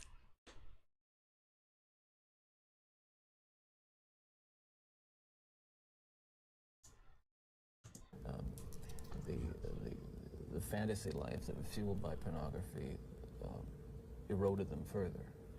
In the early days, you were nearly always about half drunk when you did these things. Is that right? Yes. Yes. Was that always true? I would say that was generally the case, almost without exception. All right, if I can understand it now, there's this battle going on within. There are the conventions that you've been taught. There's the right and wrong that you learned as a child, and then there is this unbridled. I find his body language to be very interesting here, like just the steeple generally.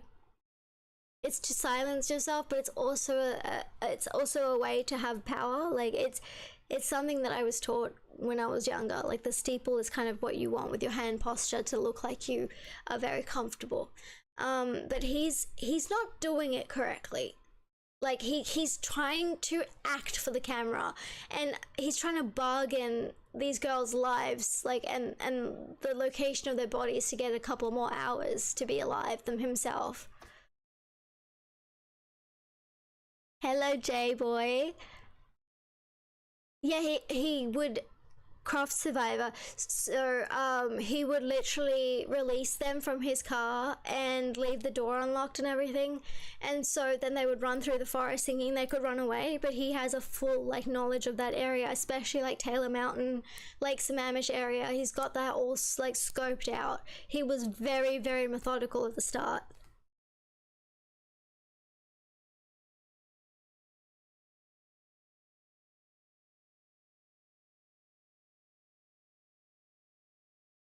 You guys know I'm really inconsistent with posting, but I'm really trying this time around. I'm gonna be like very consistent. I filmed like 8 shorts the other day, so I think that's something.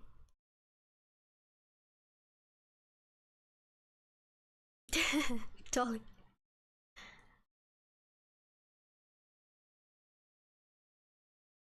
No, I couldn't beat Ted in a fight. He's unfit, but I'm more unfit. Like, I do like ballet, so that's something that does keep me fitter, but cardio is cardio, so.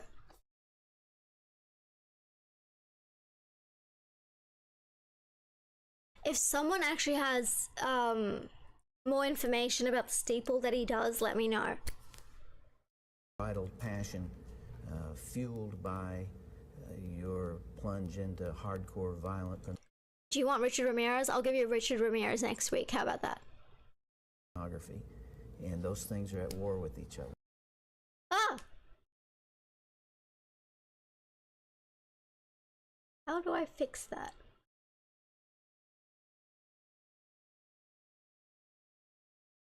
Tech assistance, please.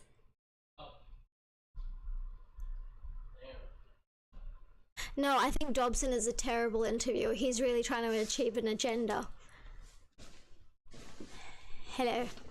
I don't know how to do. You're supposed to click on this. Oh, Yes. And right. then What on earth is this? with the Oh. There we go. alcohol diminishing the inhibitions. That's just the screen. That's that. Oh. You need to click on that. Well, yes, and you can summarize it that way, and that's accurate, certainly. And it just occurred to me that some people would say that, well, I've seen that stuff and it doesn't do anything to me. And I can understand that. Virtually everyone can be exposed to so-called pornography, and while they're aroused to it to one degree or another, not go out and do anything wrong. Addictions are like that. They affect some people more than they affect others. Well, but there is. Let's talk about addiction, right? When I was in Spain, I got addicted to the oxycodone because the doctor kept handing it out. And at first it was like 5 milligrams. Do you want 10? Do you want 20? Do you want 40? Why don't you take an 80? And I was like, the pharmacies, they were crazy. They're like, oh, oxycodone, no. And I was like, bro, just give me the painkillers.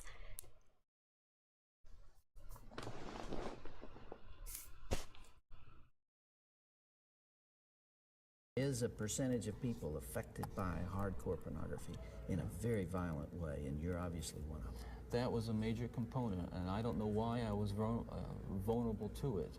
All I know is that it had an impact on me that was just so central to the development of the violent behavior that I engaged in. Ted, after you committed your first murder, what was the emotional effect on you? What happened in the days after that?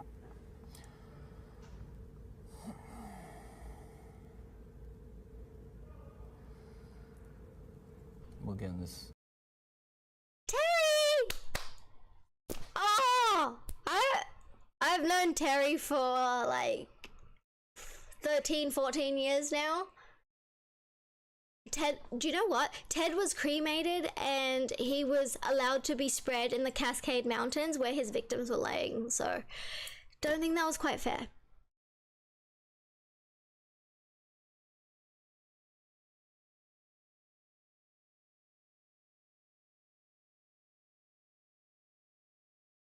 Needs a man.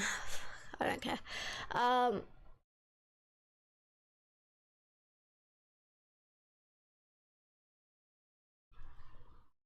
I would say I don't like narcissists. I can deal with fellow psychopaths. I just, narcs get me, man. They get me.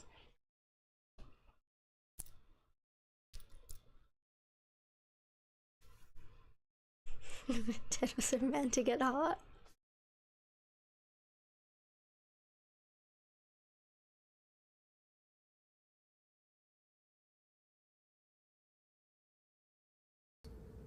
Please understand that even...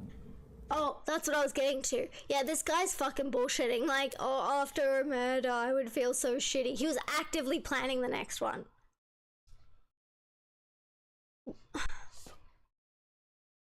The only good narc is... what's his name?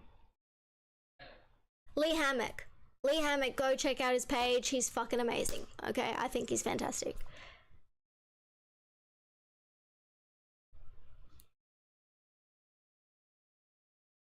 I just become really useless to them. Needy co-workers, I start coming to them with problems. I'm like, oh, you know, this happened to me today. I almost got hit by a truck. You know, my dog died. No. Aw, thank you for the $5, Terry. You're lovely. But yeah, oh, we need to actually chat. I haven't chatted to you in ages. But I saw you got married, so congratulations. And you are looking so fucking young. Like, it's insane.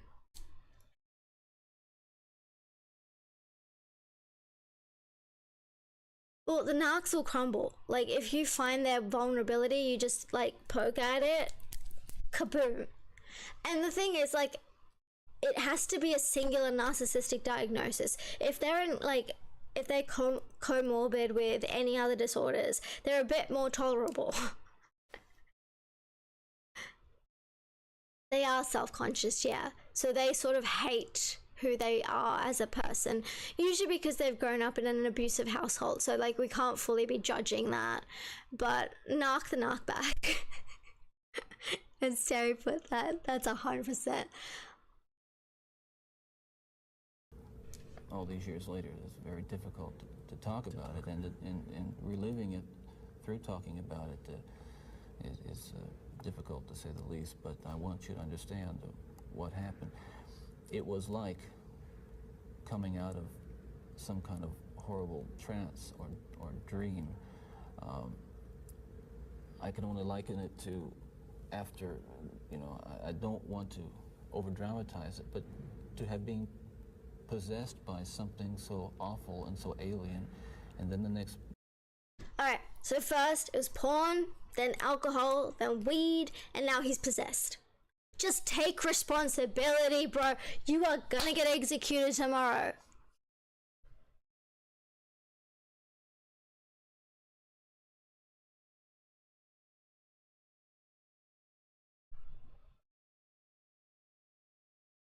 Yeah, Nameless Narc, he has good content, but I really adore, like, Lee, because he's funny, he's really kind, he actually helps people.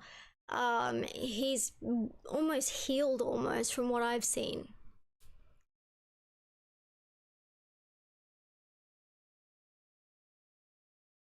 Yeah, narcissists will accuse everybody else of being narcissists too. They kind of project, and they kind of want everyone else to be a narc too, so then they're not as dysfunctional themselves. The man on the bed. Yeah, it's not good. The eternal misery, not good, not good. Yes, all psychopaths are narcissistic, all sociopaths are narcissistic, without a doubt. With Factor 1 especially, the grandiosity is exceptionally stronger. So they want, like, there's no narcissistic rage that you have, like, this, it's not a feeling, it's like a racing thought, like, I have to correct this now. Like, this person has the audacity to do something like that. Whereas a narcissist will just blow up, like, right then and there.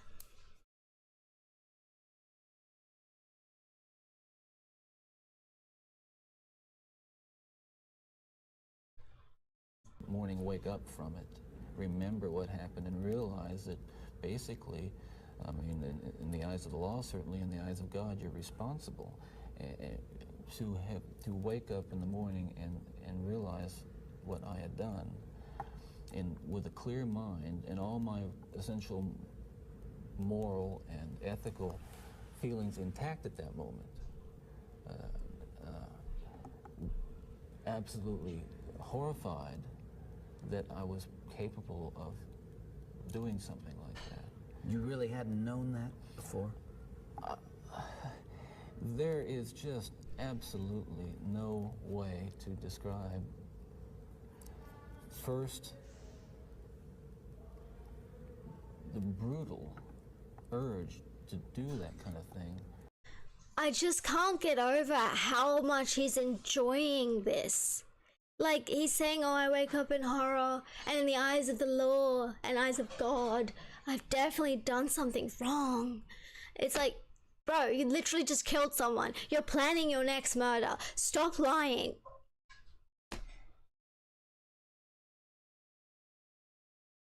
Croft survivor, look, I've tried to pray for my enemies. I'm trying my darndest, right?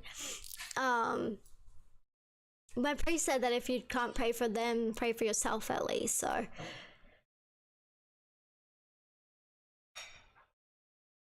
Your family's full of narcs and sadists. Yeah, well, my family's full of psychopaths and narcs, so.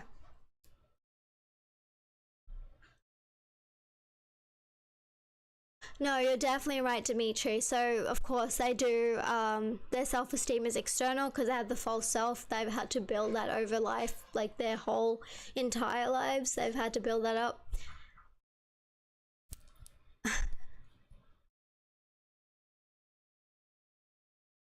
No, that's fine, Insanity.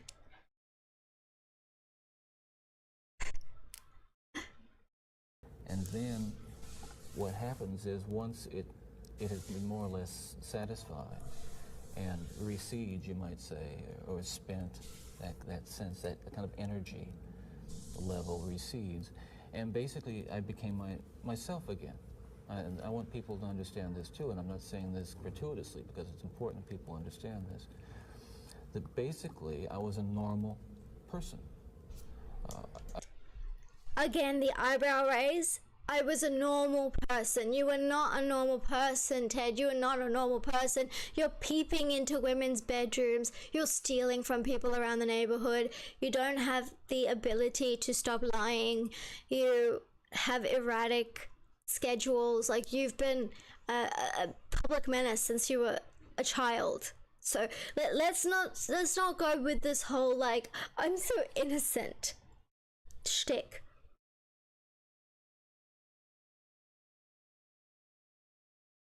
The pulling and the forehead folds.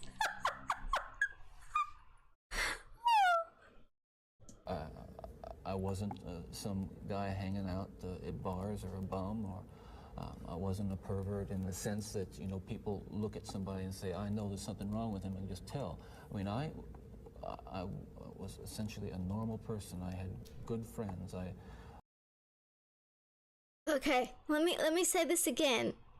You're fucking corpses in forests. No part of that is normal. No part of that is normal, Ted. None. Zero. Oh yeah, friends. He actually was quite severely like isolated. That's why he liked to ski. And also he would fake his ski passes, so he'd find out the color of the day and put one on. And so that was like crazy, so he could sneak into the slopes.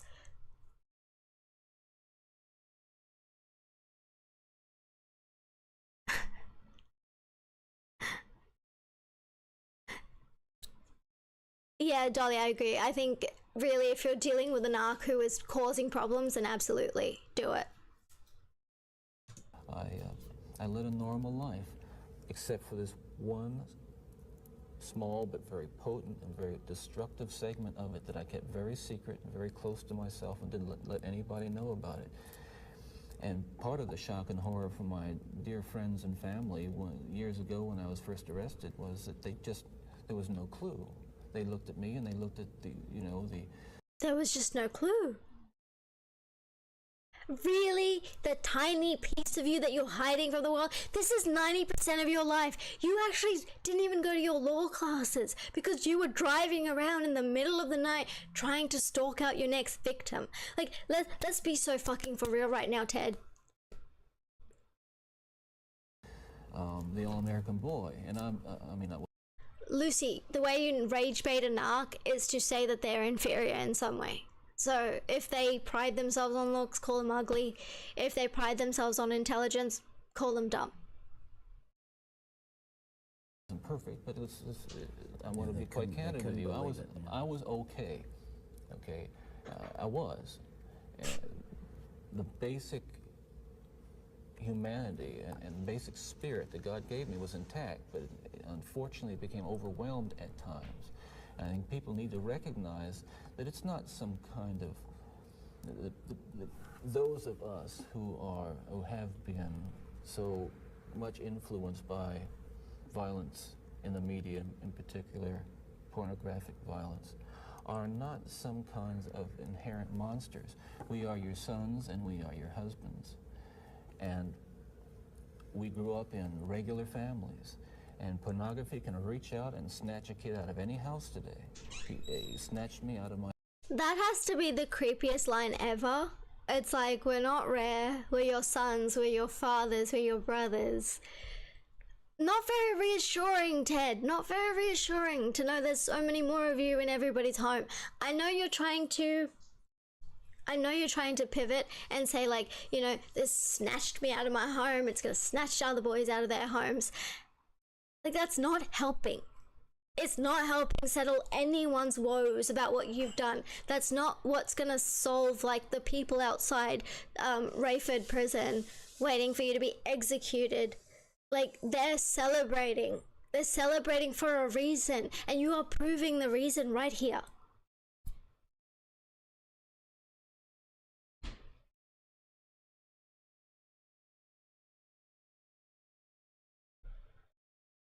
It snatched me out of my home 20, 30 years ago. And as diligent as my parents were, and they were diligent in protecting their children, and as good a Christian home as we had, and we had a wonderful Christian home, there is no protection against the kinds of influences that are loose in a society that tolerates. You feel this really deeply, don't you? Ted, outside these walls right now, there are several hundred reporters that wanted to talk to you. You really said that. Ted, you feel so bad for what you've done. Ted's like, you're pretending to fake cry, and then he gets up and he's just like perfectly fine. Like, did he just give up at this point? Like, was he just like, alright, fuck, I'm fucked. I'm just gonna go for it. Like, at least admit the other murders, bro. Come on. Yeah. And you asked me to come here from California because you had something you wanted to say.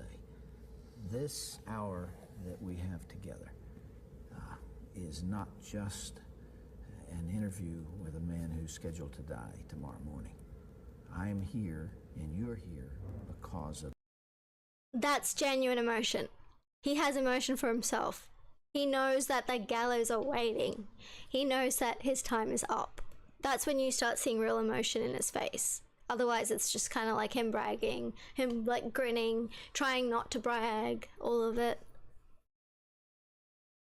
This message that you're talking about right here, you really feel that hardcore pornography and the doorway to it, softcore pornography, is doing untold damage to other people and causing other women to be abused and killed the way you did others. Listen, I'm no social scientist, and I haven't done a survey. I mean, I don't pretend that I know what John Q. Citizen thinks about this. But I've lived in prison for a long time now.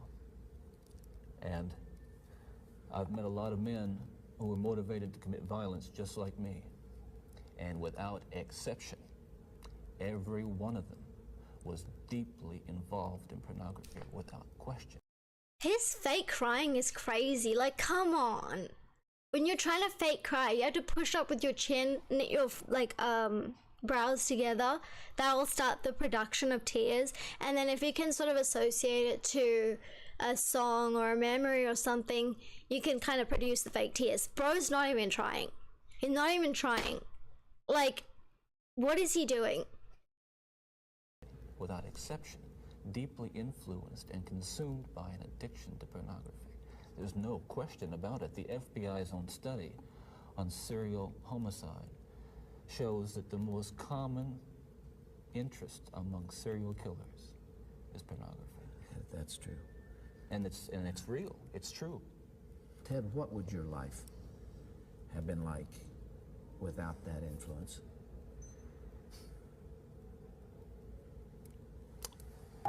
You can only speculate. Yeah. Well, I know it would have been far better, not just for me, and it's, excuse me for being so self-centered here. It would have been a lot better for me and lots of other people. I know that, lots of other innocent people, victims and families. It would have been a lot better. There's no question, but it would have been a fuller life. Certainly a life that would not have involved, I'm absolutely certain, would not have involved this kind of violence that I have committed. I'm sure, Ted, you know, if I were able to ask you the questions that are being asked out there, one of the most important as you come down to perhaps your final hours, are you thinking about all those victims? I love how he keeps saying like you're drawing close to your last hours, and you just see like Ted's like, okay, it's time to actually be sad. My life is gonna be taken. He can't even cry for himself. Like, where are the tears? Come on. Out there in their families, Well, who are so wounded, you know, years later, their lives have not returned to normal. They will never return to normal. absolutely. Are you carrying that load, that weight? Is the remorse there? Again, I know that people will accuse me of being self-serving, but we're beyond that now. I mean, I'm just telling you how I feel. But through God's help, I have been able to come to the point where I've, much too late, but better late than never, feel the hurt and the pain that I am responsible for. Yes, absolutely. In the past few days, myself and a number of investigators have been talking about unsolved cases, murders that I was involved in. And it's hard to talk about all these years later because it revives in me all those terrible feelings and those thoughts that I have steadfastly and diligently. It's like watching someone in a zoo exhibit, isn't it? It's like watching this person trying to be a person, trying to have like human emotions, trying to mimic human emotions. And he was so good at it before. And now it's just like, where did all his skills go? Like,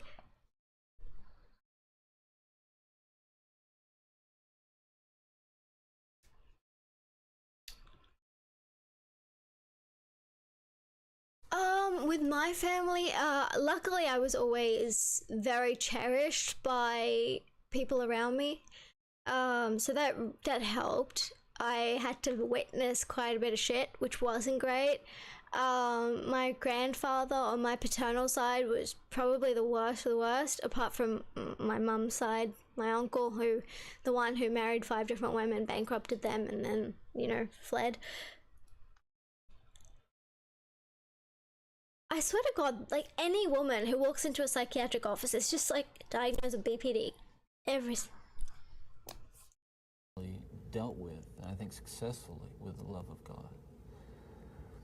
And yet it's reopened that, and I felt the pain, and I felt the horror again of all that.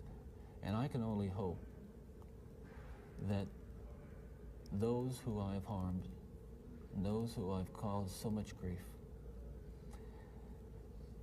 even if they don't believe my expression of sorrow and remorse, will believe what I'm saying now, that there is loose in their towns and their communities people like me today. Is that one tear? Whose dangerous impulses are being fueled day in and day out by violence in the media in its various forms, particularly sexualized violence. And what scares me, and let's come into the present now, because what I'm talking about happened 20, 30 years ago, that is in my formative stages.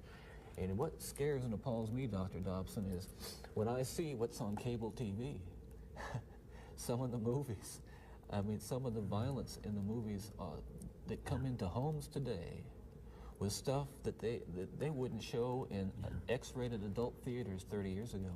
This stuff, The slasher movies that you're talking about.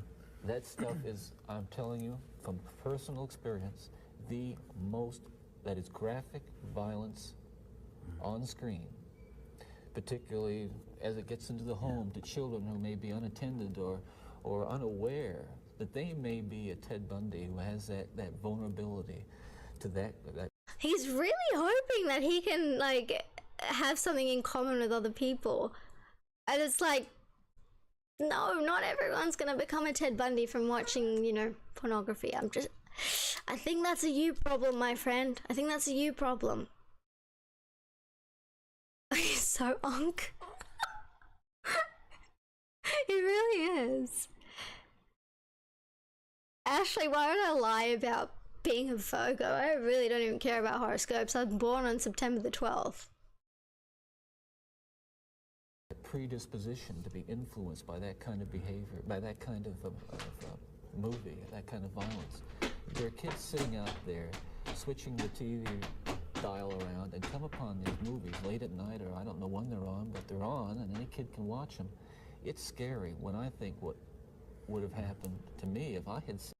You know what's really crazy? It's like people will look at psychopaths and say, look, you don't act like a psychopath.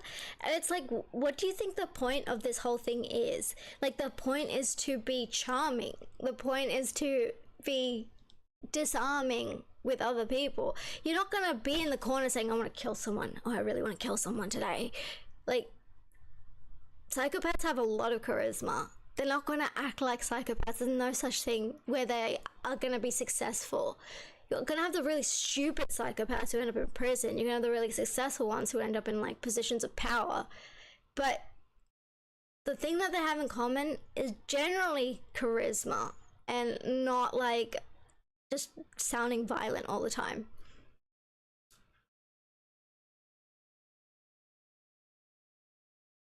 That was scary enough.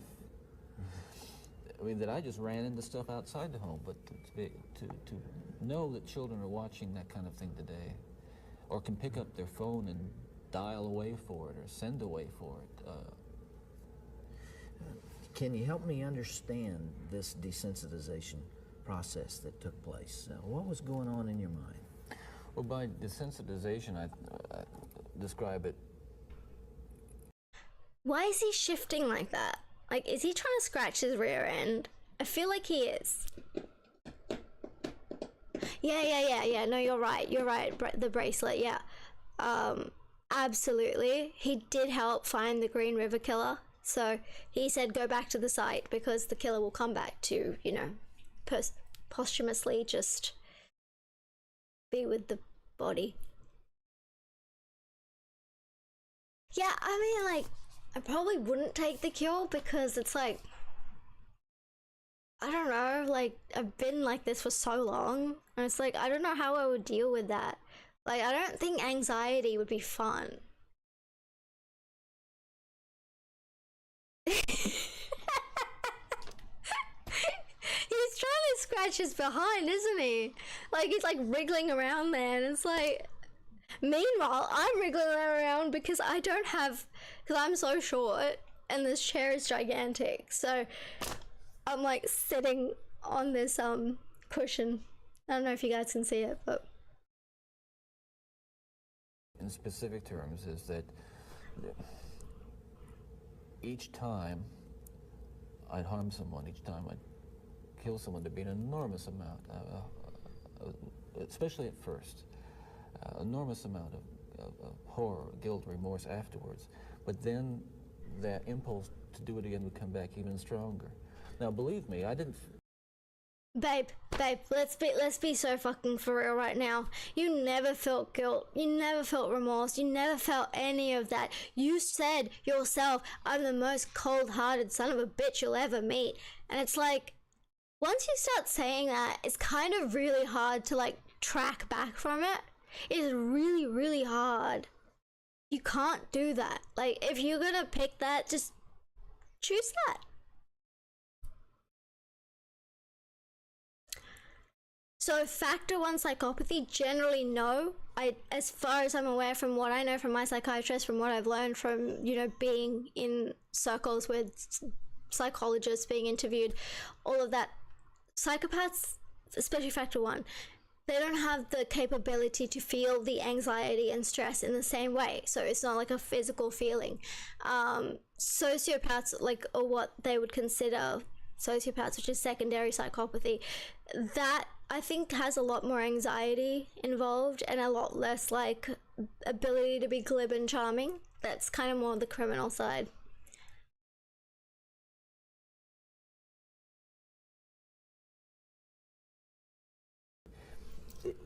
The unique thing about how this worked, Dr. Dobson, is that I still felt in my regular life the full range of guilt and remorse about other things, regret, and But you had this compartmentalized. this compartmentalized, very well-focused,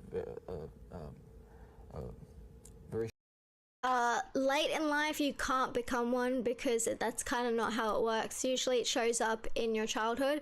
So for me, I had callous unemotional traits and conduct disorder. So that was kind of what they based the diagnosis on originally. And it actually gets better over time. So like when you're like 40, apparently you're meant to go on the decline of being impulsive and crazy. I've never felt anxiety in my life. Not once. Not once. sharply focused area where it was like a black hole. It was like a, like a crack, and everything that fell into that crack just disappeared. Does that make sense? Yeah, it does. One of the final murders that you committed, of course, was apparently little Kimberly Leach, 12 years of age. I think the public outcry is greater there because an innocent child was taken from a playground. What did you feel after that? What were there the enormous... Imagine talking about the 12-year-old that you essayed and killed and left in a pig, like a hog den. It was completely abandoned. Think about you did that, and while someone's talking to you about it, you're trying to scratch your nose with your fucking handcuffs. normal emotions 3 days later? Where were you, Ted? I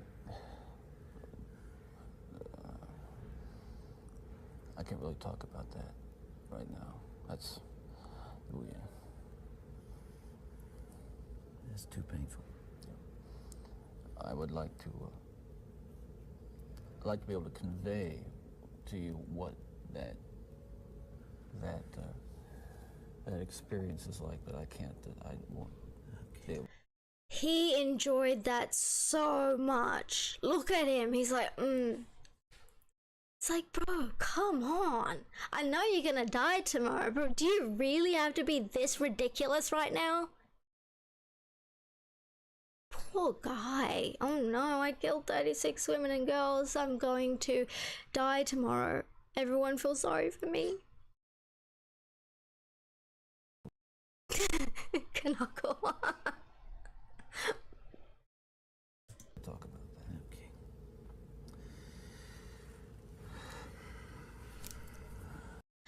That's the predatory eyes. Make sure you rewatch that, okay? Watch that flick. Very, very psychopathic, very reptilian, very much he's analyzing his whereabouts, whereas normal people don't do that. I can't begin to understand. Well, I can try, but I'm aware that I can't begin to understand the pain that the parents of these children that I have, and these young women that I have harmed, feel. And I can't restore really much to them, if anything. I won't pretend to, and I don't even expect them to forgive me, and I'm not asking for it. That kind of forgiveness is of God, and if they have it, they have it. If they don't, well, maybe they'll find it someday. Do you deserve the punishment? JC is like, absolutely, you caught it, thank you. Yep, that's exactly what he's doing. He's looking up to see if people are buying his bullshit, and 40 years now, 40 years later, we're still not believing it. Anyway, you guys, it is 12:18 a.m. I was meant to stream for like an hour, but then you saw me have technical difficulties many times. I will be doing this weekly now because I feel like it's a lot easier than just like standing here and making YouTube videos for like 3 hours. So I'm gonna peace out, and I hope everyone has a great day wherever they are, especially since I know many of you are not in Australia. And I will be going live again. I will let you guys know well in advance this time about what time I'm going on. It was lovely to see all of you, to communicate with all of you. It's been absolutely wonderful. So thank you for being here.